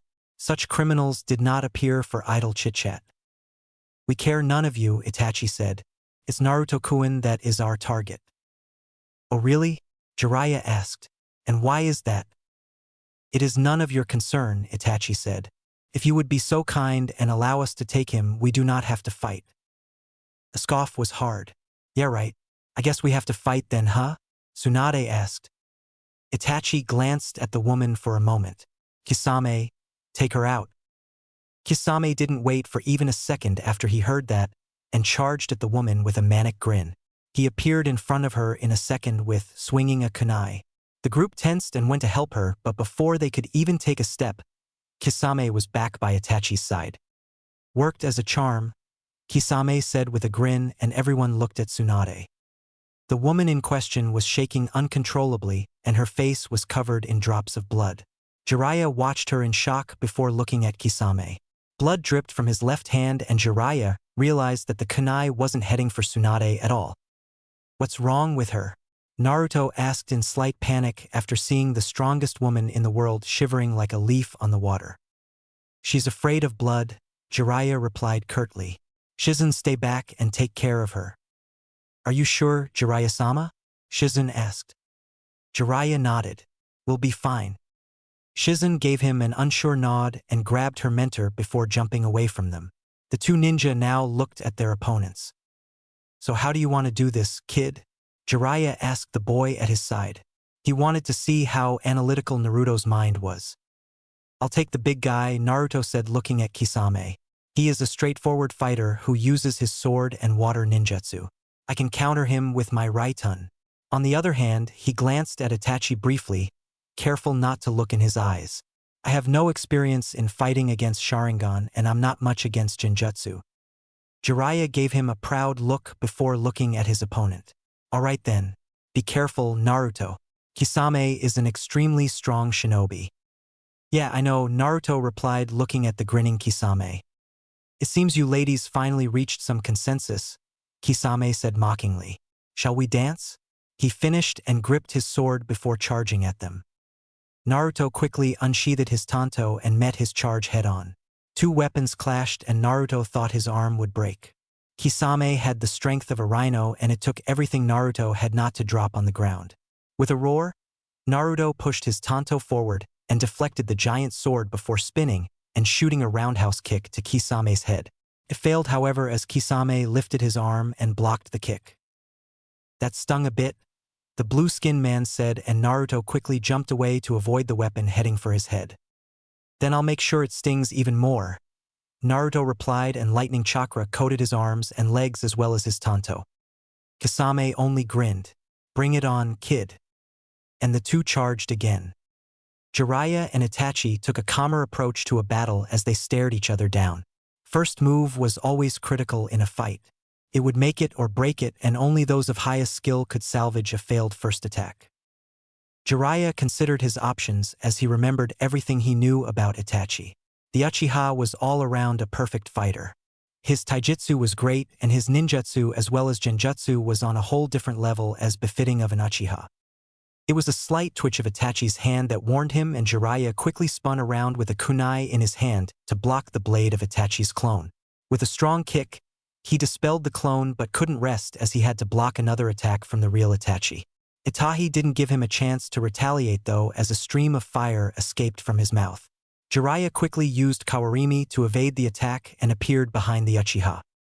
Itachi jumped in the air to avoid a kunai to his neck and spun around to send a hail of kunai at the Sannin to prevent him from attacking while he was in the air. Landing a safe distance away, Itachi sent a ball of fire from his mouth, right at Jiraiya, who slammed his hands on the ground, and a wall of dense mud rose to protect him. As the fire died out, Jiraiya channeled chakra to his right arm and punched the mud wall. Blocks of hardened mud were sent at Itachi at high speed, promising heavy damage if they hit. Itachi predicted the trajectories of the blocks with his Sharingan and evaded them, all the while making a set of hand seals. A large dragon made of fire escaped his mouth and flew at Jiraiya, who spewed a wall of water from his mouth. The two techniques met with a loud explosion and the area around Jiraiya was enveloped with steam. Itachi carefully scanned his surroundings, but he quickly had to jump in the air to avoid a pair of hands that tried to pull him underground. He wasn't given any time of rest as Jiraiya burst out of the ground and sent a ball of fire at him. Itachi was enveloped in fire instantly. Jiraiya was still on high alert, which proved beneficial as he managed to block a kunai that would have sliced his neck. Itachi's cloak was slightly singed, but, other than that, he was unharmed. Jiraiya quickly sent chakra to his hair, and his ponytail grew in length to wrap around Itachi. The Uchiha pushed his kunai forward, making Jiraiya take a step back and jumped away to avoid the attack. He threw several kunai at Jiraiya, which multiplied in dozens, and the Sannin manipulated his hair to wrap around him in a protective cocoon. The kunai bounced off the hardened hair and fell to the ground, and Itachi sent another fireball at Jiraiya. Jiraiya had no time to dodge, and this time he was enveloped in fire. His only defense was his hardened hair. It wasn't much, but it was still enough to protect him while he charged through the inferno at Itachi. His clothes smoked at the hems and his wild hair flayed around, flying at Itachi again. Itachi scoffed and evaded, but that gave Jiraiya a split-second opening. Not stopping his charge, Jiraiya channeled chakra in his right hand and a blue ball of dense, spiraling chakra formed. He extended his hand forward, aiming for Itachi's ribs. The Uchiha's eyes widened and, thanks to all of his hard-earned battle experience, he managed to avoid a broken ribcage by a hair. He didn't evade it completely though, and he was sent flying. Itachi managed to catch himself in the air and land on his feet, but his hands still went to clutch his ribs. He could feel at least two broken from the attack. Had the Rasengan hit fully, his ribs would be crushed and he would most likely die. Sparing a moment to wipe a trail of blood of his mouth, he gazed at his opponent. "You are as strong as they say, Jiraiya-sama," Itachi said stoically. "You are truly a terrifying opponent." Jiraiya knew his opponent was just fishing for time but did not try to attack, as he also needed a moment to rest. It was quite some time since his last high-level fight. "I can say the same thing about you, Itachi," Jiraiya said. "So much power, yet you are so young." I'm afraid that this fight won't go anywhere if we keep on like this, Itachi said as his Sharingan started to spin. How about we raise the stakes? Jiraiya grinned. Oh, I was hoping you would say that. Naruto parried another swing of Kisame's sword to the side and raised his lightning-coated leg to land a strong kick to the man's face. This time, Kisame didn't block as he knew the lightning chakra would most likely paralyze his arm. He leaned his head back, avoiding the kick, and swung his sword back to catch the offending leg. Naruto saw the action and quickly diverted his leg towards the sword. The leg and the sword met with a loud bang and Naruto kicked off the sword, spinning around with the added momentum, to kick Kisame's ribs. Kisame grunted in annoyance and jumped away to evade before thrusting his sword forward and charging. Naruto, still in the spinning motion, bent his stationary leg in a crouch to let the sword pass over his head before clashing his tanto against the offending weapon and sending it to the air. Using the created opening, he pointed his tanto at his opponent and thrust it towards the man. Kisame saw the sharp blade heading for his heart and quickly kicked Naruto's hand, making him lose the grip on his tanto. The tanto slipped out of his hand and stabbed the ground several feet away. With his weapon lost, Naruto jumped away to gain some distance. You're pretty good for a brat, Kisame said while grinning as he leaned his sword on his shoulder. And you're pretty good for a fish, Naruto replied with his own grin. Kisame's grin took on a malicious glint. Oh, I will enjoy shredding you apart, he said as he pointed his sword at the blonde. I'd like to see you try, Naruto said with a smirk. Kisame reacted immediately as he spun around to slice Naruto's shadow clone in two, leaving his back to Naruto. That opening was all the original needed as his hands flashed through hand seals and a beam of lightning flew from his mouth straight at Kisame. The bigger man saw the beam from the corner of his eye and smirked. It was a good strategy. Not good enough though. Naruto watched in shock as Kisame's raised sword absorbed his lightning beam in mere seconds. What more? He could swear he heard the sword groan in delight as if it just had a pleasant meal. His eyes shifted back to Kisame's grinning face. What the hell was that? Naruto asked. Like it? Kisame asked with a chuckle. This is Samahata. It absorbs chakra. And shreds, he added as the bandages covering the sword were ripped apart. Naruto could now see the sword in its full glory of blue spikes. I think we played enough, don't you? With that, he charged at Naruto again. Naruto barely managed to dodge a swipe that would rip his head off and backflip away to avoid a kick to his chin. Making two shadow clones, Naruto's hands flashed through hand seals as the clones charged at Kisame. The clones were instantly destroyed, but they gave the original enough time to complete his technique. Taking a deep breath, Naruto blew a strong gust of wind at his opponent. Kisame raised his sword to protect himself from the attack, but he could do nothing as the small wind blades cut up his arms and legs. As the attack ended, Kisame lowered his sword only to notice that Naruto wasn't where he was before. Sharpening his senses, he barely turned around to block an attack from behind. While Kisame was distracted by Naruto's previous attack, the blonde snatched his tanto out of the ground and attacked the man from behind. His surprise attack failed, and now he was pushing his weapon against the much larger sword with all his might. His teeth clenched as Kisame began to overpower him, and with a roar of defiance he pushed harder. Then, bright light engulfed them. Shizen watched with wide eyes as two battles raged in front of her. She knew Jiraiya was strong, and he could match Itachi easily, but she never expected Naruto to be able to fight against the S-ranked Kisame and survive. The boy held his ground and matched Kisame perfectly, but she knew the Nuke-nin wasn't going all out. If he was, Naruto would probably be dead by now. Tsunade was by her side, still trembling. Yet her eyes never left the blonde boy fighting in front of her. She cursed herself for her weakness that prevented her from helping him. She hated being useless deadweight, but she could do nothing against it. The blood on her face brought all those painful memories back. Dan, Nawaki, and all the others that she couldn't save appeared before her eyes again. She watched Naruto sending a gust of wind at Kisame before attacking him from behind. Then she gasped in shock as the light appeared. At first there was nothing. Then a pained scream echoed across the clearing. Jiraiya and Itachi stopped their fight to look at the other fighting pair from where the scream came. Their eyes widened as the light died down and they could see what happened there. Naruto stood there with a weapon in his hands. It wasn't his tanto, however, as the small blade transformed. In his hands now was a great sword, with a straight and wide blade as black as night and as long as he was tall. The blade was connected to a long handle wrapped in white tape with excess tape hanging from the pommel. And in front of him was Kisame, kneeling, and missing his left arm. The spectators watched in shock as Kisame's arm rolled on the ground and blood poured from his shoulder. The man in question watched the stump in shock as he stopped screaming, barely believing what he was seeing. Naruto was shocked as well, more because of the huge weapon that appeared in his hands. Even with the bigger size, the sword was still light and he had no problem holding it up. The black blade gleamed in the sun and the blood on it looked almost purple under the sun. It's so good to be out again. What's up, Kushicha? Who the hell are you? Naruto watched his sword in shock as a voice appeared in his head. A voice that seemed to originate from the sword itself. The voice was surprisingly feminine and nothing like one would expect seeing the dangerous blade. He was cringed slightly as the voice began to scream in his head. Who the hell are you and why are you wielding me? Where is Kushi-chan? What the hell? Naruto muttered quietly. The voice growled cutely, preparing for another rant when it was interrupted by a much lower and more sinister growl. Naruto looked down at his opponent and saw the murderous glare sent his way. His blood chilled as those small, beady eyes locked with his, promising painful death. Kisame growled at the blonde. You bastard. You're dead. With a loud scream, Kisame rose and charged at Naruto, swinging his sword wildly.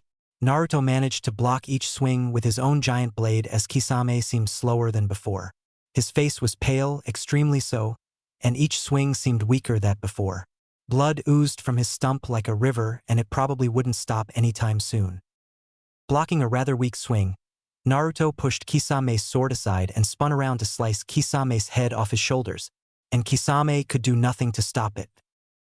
Jiraiya watched the scene unfolding with wide eyes, his battle with Itachi seemingly forgotten. He couldn't believe he would see that blade again or that Naruto could use it so easily.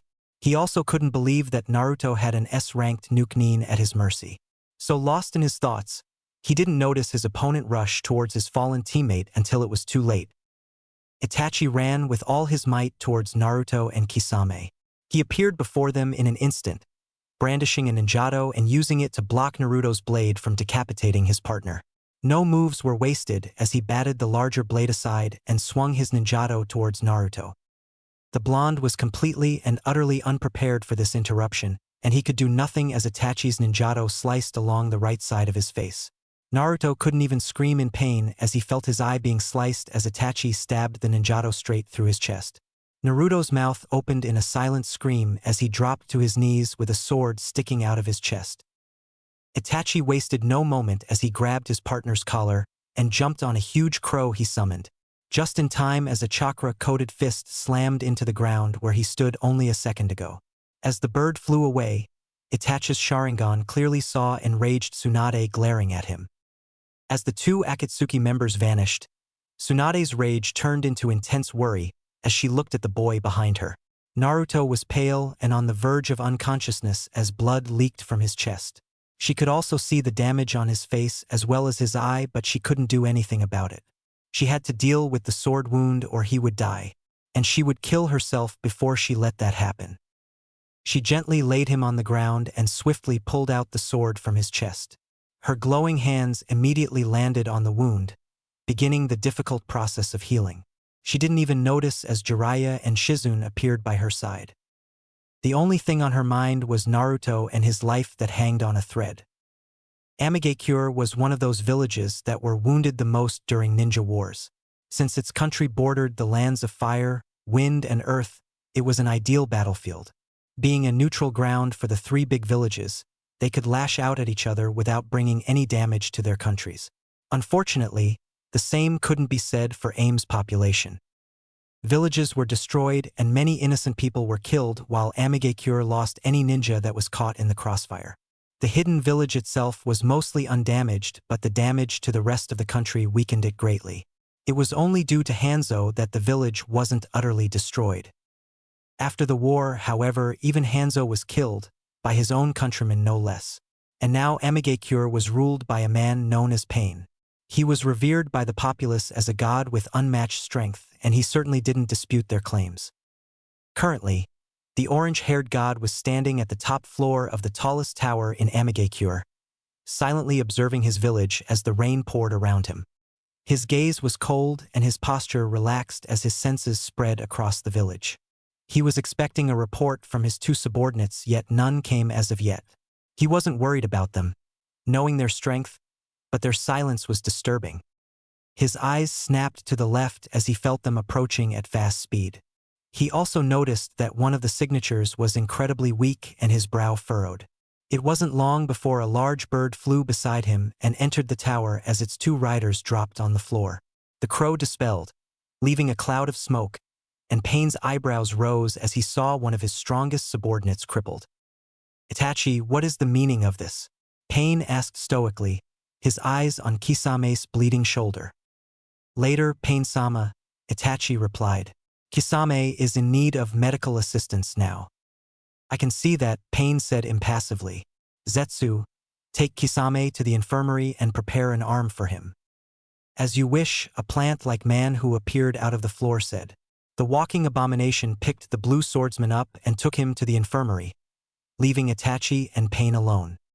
"Well?" Paine asked, although it sounded more as an order. "We have located the Jinchuriki and went to test him, as per your orders," Itachi began. He was in company of Jiraiya, Tsunade, and another kunoichi. Kisame incapacitated Tsunade immediately and he took on the Jinchuriki while I handled Jiraiya. "You expect me to believe that a genin managed to hurt Kisame to this extent?" Paine asked with a hint of a frown on his face. "Yes," Itachi replied. "At first, Kisame handled him easily, but, in a stroke of luck, the Uzumaki managed to cut off Kisame's arm. He also would have killed him had I not intervened." "And what stroke of luck was that?"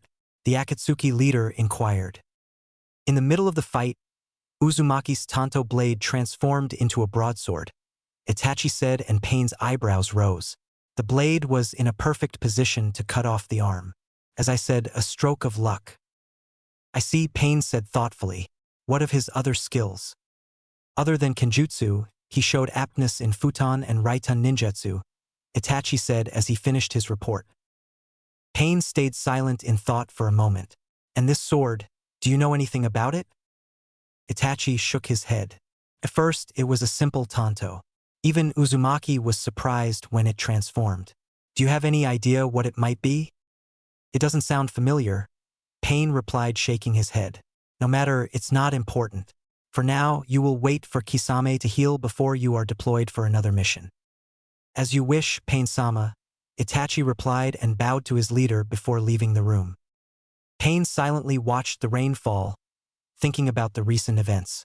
Having Kisame incapacitated for a longer while was not a major setback, but it still wasn't anything good. The man was a fierce fighter and could complete any mission given. His eyes snapped to the side as he felt his longtime friend approach.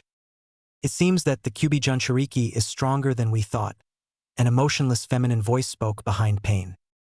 The man turned around and his eyes landed on his friend, a young beautiful woman with blue hair and amber eyes. Her stoic gaze belied no emotions as she looked at her friend right in the eyes. "Seems so, Conan," Paine replied just as stoically. "What will you do now, Nagato?" Conan asked. "Will you send someone else after the Kyubi?" "No," Paine shook his head, "he's not important at the moment. After we seal the other beasts, then I will personally go after the Kyubi." "Aren't you worried he will grow stronger in the future?" Conan asked. "It is of no importance," Paine replied stoically. "He will never be a match for a god." With that, the conversation ended and both turned to look at the falling rain. In a small town on the fire and water border, a single individual slept in a hotel. He was lying on a bed, his chest and half of his face covered in bandages. His long hair spread across the pillow as he breathed evenly. The door to his room opened and a young black-haired woman entered, moving to the bed to check up on him. Shizen's hands glowed with chakra as she checked the blonde's condition. His wounds healed nicely in the 5 days he was unconscious, and she was expecting him to wake up any time now. And just as she thought that, a single blue eye cracked open and she leaned over the blonde. "Good morning, Naruto-kun," she said softly, looking at his face. The blonde in question didn't even hear her, nor did he notice her at first, as his thoughts slowly started to drift back to the last moment he remembered. A sword being lodged in his chest. Am I dead? Naruto thought tiredly. His eye finally noticed the woman above him. Who is she? Is she an angel? He thought as his eye tried to focus on the blurry image of her face. He saw her dark eyes flash in concern and her pink lips move. A single thought ran through his mind as he looked at her. She's pretty. His arm suddenly raised and he cupped the back of her head before he, much to her shock, pulled her down and kissed her. Shizen's eyes went wide as Naruto's dry lips connected with hers.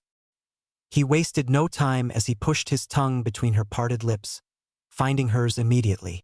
To him, her soft lips felt heavenly, and he relished in them hungrily, moving his other hand to her cheek and deepening the kiss.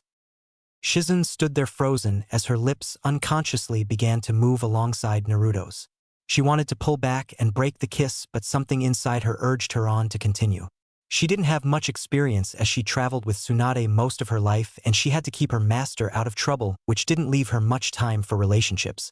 She couldn't even remember when was the last time she kissed someone. Their kissing session was suddenly stopped when a cough resounded through the room.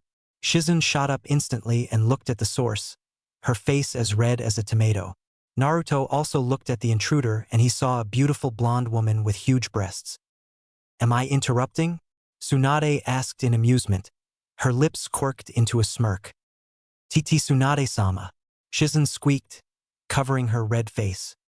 What the Naruto croaked out quietly as his ears finally registered the sounds around him. He tried to sit up, but a sharp pain in his chest stopped him, and he immediately dropped back on the bed as a groan escaped his mouth. Good morning, brat, Tsunade greeted the blonde. Good to see you're awake. I'm not dead? He asked quietly as the busty woman moved to him and helped him drink some water from a glass by his bed. Of course you're not dead. You had my pretty self to heal you after all, Tsunade said with a laugh as she placed the glass back on the nightstand. To then Naruto sputtered in reply as his eyes moved to the blushing form of Shizen. Tsunade chuckled in amusement. It seems you had a good time making out with my apprentice, brat. Should I be worried? Naruto soon sprouted a blush of his own. I am sorry, Shizen-san, he said embarrassedly. It's all right, Naruto-kun, Shizen replied, still blushing. Another bout of laughter escaped Tsunade's lips as she looked at the other two. Her laughter soon drew out another person as Jiraiya of the Sannin appeared at the doorway. You're awake, he exclaimed as he looked at his godson. Then he noticed the blush on his face, as well as on Shizen's and the laughing Tsunade. What did I miss? Oh, nothing much, Tsunade replied, waving her hand in amusement. Just our two students making out like teenagers. Jiraiya had a huge grin on his face as he heard that, and he patted Naruto on the back. Good job, kid. Shut up, Naruto replied, rolled his shoulders to ease the stiffness in them. So what the hell happened? Last I remember was me almost cutting that fish's head off, then his hand suddenly shot up to his face and he felt the bandages around it. Don't tell me. Yeah, Itachi happened, Jiraiya replied. I'm sorry, Naruto. I failed to stop him in time. Naruto clenched his fists as the memory of Itachi's sword flashed through his mind.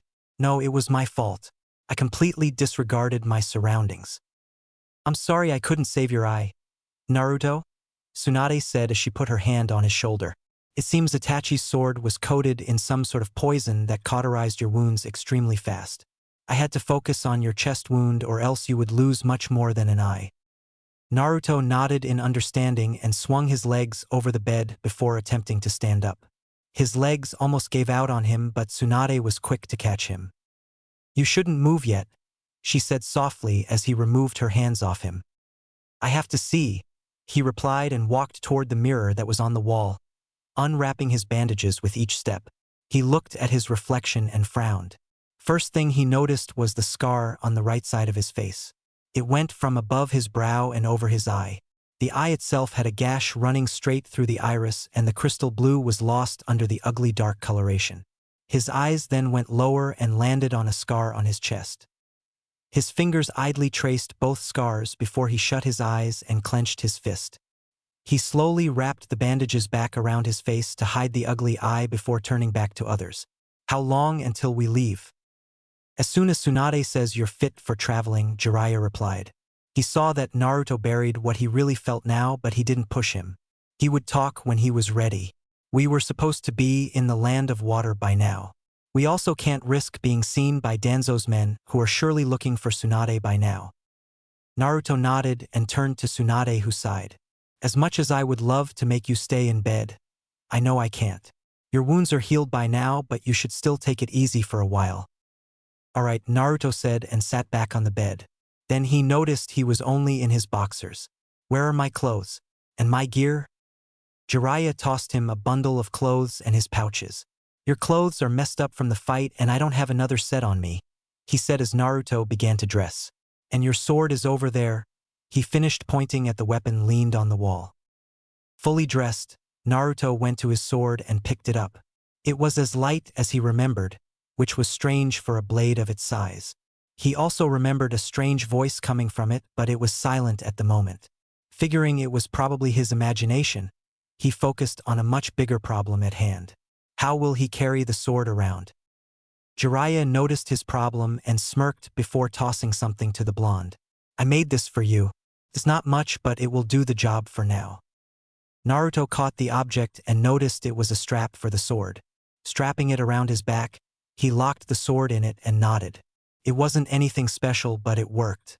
Seeing he was ready, he turned to Jiraiya. Shall we? Jiraiya nodded. Let's go then.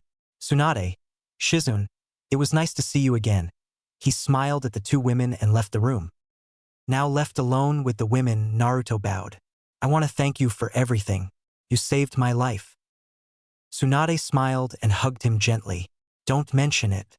Just be safe, alright? Naruto nodded as he returned the hug. The two separated and Naruto turned to Shizune. Thank you as well, Shizune-san, he said with a small blush on his face as he remembered their kiss. Shizune also had a small blush as she approached him and wrapped her arms around him. It was nothing. Be careful, Naruto-kun. She finished and tightened her hold for a moment before they separated.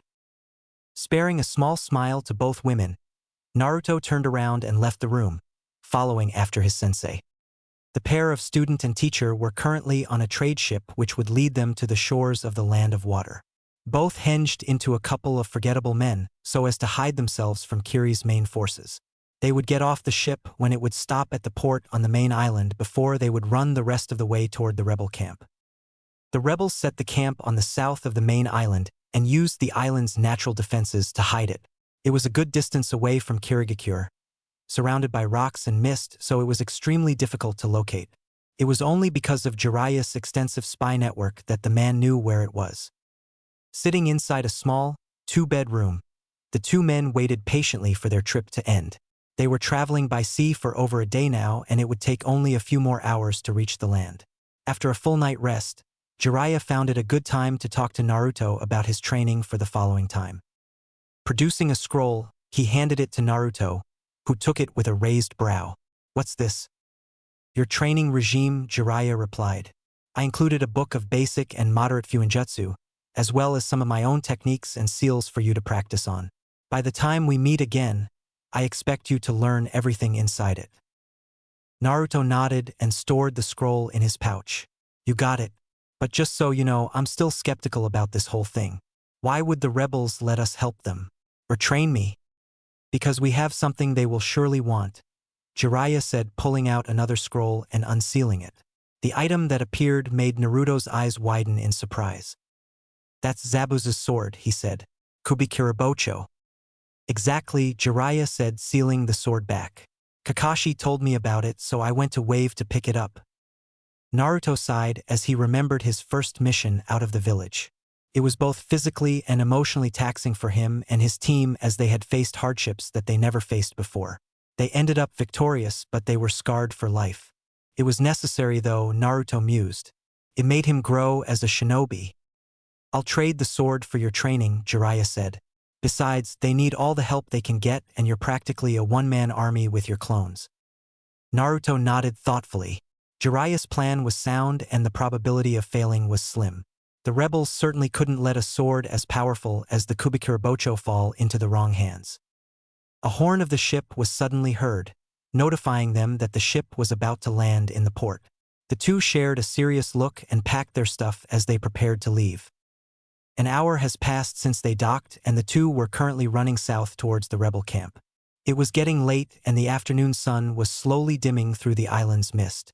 By Jiraiya's estimate, they would reach the camp very soon, and Naruto was grateful for that. He needed a good sleep to land after such a long trip. It wasn't long before the two sensed several other presences in the area, and they tensed, already making plans for if the worst happened. Landing on a small clearing, the two were surrounded by 4 individuals, each wearing a Kiri forehead protector.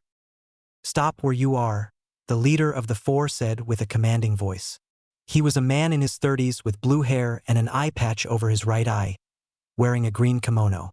He also had a talisman hanging off his ears. "State your names and purpose on this land." Jiraiya of the Sannin and Uzumaki Naruto. Jiraiya responded in a tone equally as commanding. "We're here to speak to the rebel leader." The 4 ninja visibly tensed as they heard that. Jiraiya was well known over the word and considered one of the strongest shinobi in the world. The fact that he knew that the rebels were located somewhere around here made the situation even more grave. "Why do you want to see our leader?" the same man asked, trying to keep the composure in his voice. He knew his team did not stand a chance against Jiraiya, so attacking him was out of the question. The best course of action was to just talk it out. "That is for your leader to hear," Jiraiya replied with finality. The man sighed and nodded. It was pointless of trying to find out anything from Jiraiya if the man didn't want to reveal anything. He could also just kill them and continue towards the camp, so trying to fool him was useless. That left only one option. "Follow me," he said, and the group of 6 continued to run again. It wasn't long before a large camp appeared in front of them. It was filled with tents and people were milling around, resting or training outside the camp. When the group began to walk through the camp, many saw them and tensed seeing 2 unfamiliar people. The fact that they were walking with their second in command quelled their worries a little though. Soon they found themselves in front of the largest tent, and the leader signaled the group to stay outside while he went inside to announce the newcomers. Few minutes later, he returned and motioned Naruto and Jiraiya to follow him inside. As they entered, they were met by 2 other people. One was a boy barely older than Naruto with spiky blue hair and a strange sword on his back. The other was a beautiful woman with long auburn hair and green eyes, wearing a blue battle dress. Also, neither could miss her impressively large bust. Her single revealed eye focused on the newcomers, and she stood up and walked around her desk, letting her eyes roam the 2 ninja. She looked at Naruto first and noticed the bandages over his face. She also noticed he was quite young, so it was unfortunate to lose an eye at such age. Her eye then traced his whisker marks, which she found incredibly cute, and, if the situation was different, she would probably be rubbing them instantly. He was also built well for a shinobi, and his chakra level was extremely high. The second ninja, however, she immediately recognized. Long white hair and the oil plate on his forehead were a dead giveaway on who the man was. Now she understood how these outsiders found them. She stopped in front of her desk and addressed the 2. "I am Terumi Mei, the leader of the rebel forces. Ao here informed me that you have something to discuss with me." "Pleasure to meet you, Terumi-san." Jiraiya began with a small bow of his head. "I am Jiraiya and this is Naruto. We have come here to offer you help with the war." Mei raised a brow.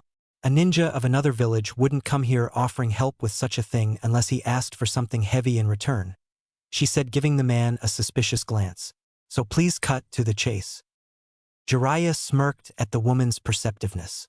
"That is correct, but what I'm asking is training for Naruto here." Now Mei was even more confused. "Why would you want us to train him?" she asked, glancing at Naruto. "Shouldn't Konoha be the one to do it?" She immediately noticed how Naruto flinched at the mention of his village. "There were some circumstances which prevented Naruto from staying in the village," Jiraiya replied. "Why should we spare our time for him?" Mei asked. "Also, why would you even want to help us in the war?" "Because it would give him battle experience as well as a potential ally in the future," Jiraiya began. "As for why, we have something you would surely like to have in your possession." And what would that be? Mei asked suspiciously.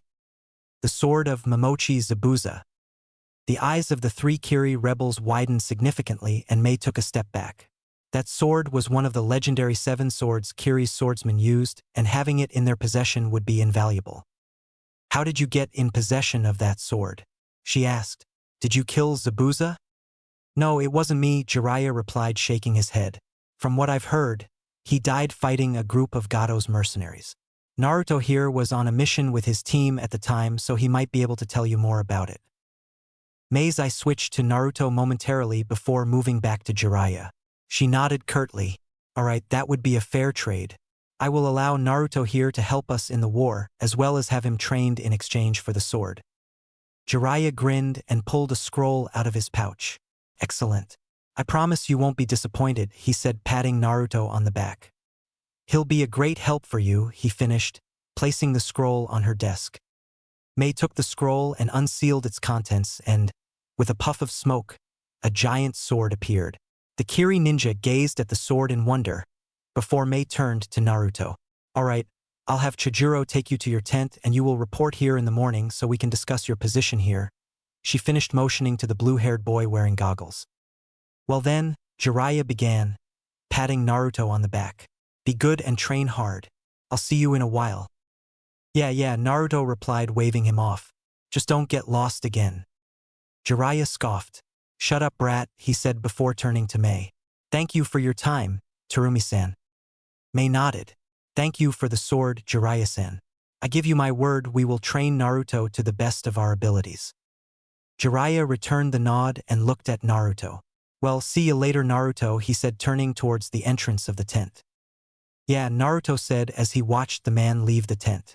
The blue-haired boy then approached him and the two left the tent as well. Now alone with his leader, Ao turned toward Mei. Are you sure this is all right? What if he is a spy? I don't think he is, Mei replied honestly. Jiraiya was never known for cunningness and it seems that the boy isn't very fond of Konoha. Besides, he could very well turn the tides of the war in our favor. Did you see his chakra level? Of course, Ao replied with small amount of awe. He has more chakra than Yagura. Exactly.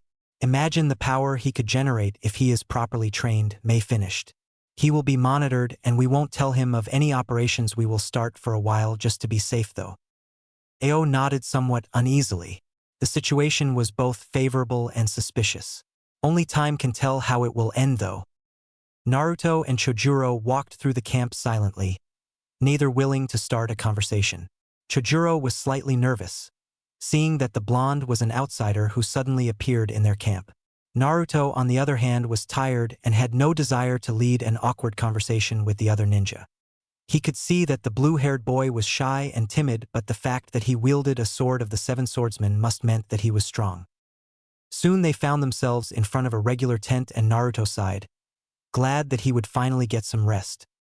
This is where you will be staying while you're in the camp, Chojuro said. New clothes will be brought to you in the morning when you will be summoned to meet with Mei-sama. Naruto gave him a small nod. Thanks. Chojuro returned the nod and turned around to leave while Naruto entered the tent. Inside was small but comfortable, with a single bed, a nightstand, small desk and a cupboard with a water basin and a mirror above it. He unstrapped his sword and took off his clothes before sitting on the bed with the sword in his hands. Now that he was finally alone, he decided to study it a little better. The craftsmanship of the blade was impeccable and the metal used was both sturdy and chakra conductive. For its size, it was fairly light and easy to maneuver. Naruto grumbled as he realized that he had to adjust his style again. So will you finally tell me who you are? Naruto gasped in surprise as he heard the same feminine voice again. So it wasn't my imagination. Nope, it wasn't, the same voice replied. You can hear my thoughts? Naruto asked, his eyes wide. Yup. Now stop beating around the bush and answer my damn question, the voice said heatedly. And what did you do to Kushi-chan? I am Uzumaki Naruto, Naruto replied. And Kushina, my mother, is dead. A gasp of shock was heard from the voice. No, how did it happen? She died during the Kyuubi attack, Naruto replied remorsefully. The thought of his mother still hurt. The voice stayed silent for a minute before speaking again. How did you get in possession of me? A friend of mine found you in the rubble of my parents' house and gave you to me, Naruto replied. You were only a Tanto though. That was my sealed form, the voice said. Since you managed to unseal me, it must mean you are worthy of wielding me. And since you're Kushina's son, I'll put my trust in you. Yeah, thanks, Naruto said.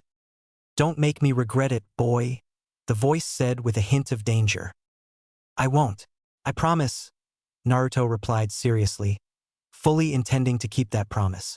So what's your name? I'll tell you later, the voice said, if you prove yourself worthy though. I guess that's fair, Naruto said with a sigh. Good. We'll talk again later, the voice said. I need some time alone now. Yeah, sure, Naruto replied, but the voice wasn't heard again. With a sigh, he put the sword aside and lay down on the bed. This was becoming really troublesome. He closed his eyes and waited for sleep to claim him.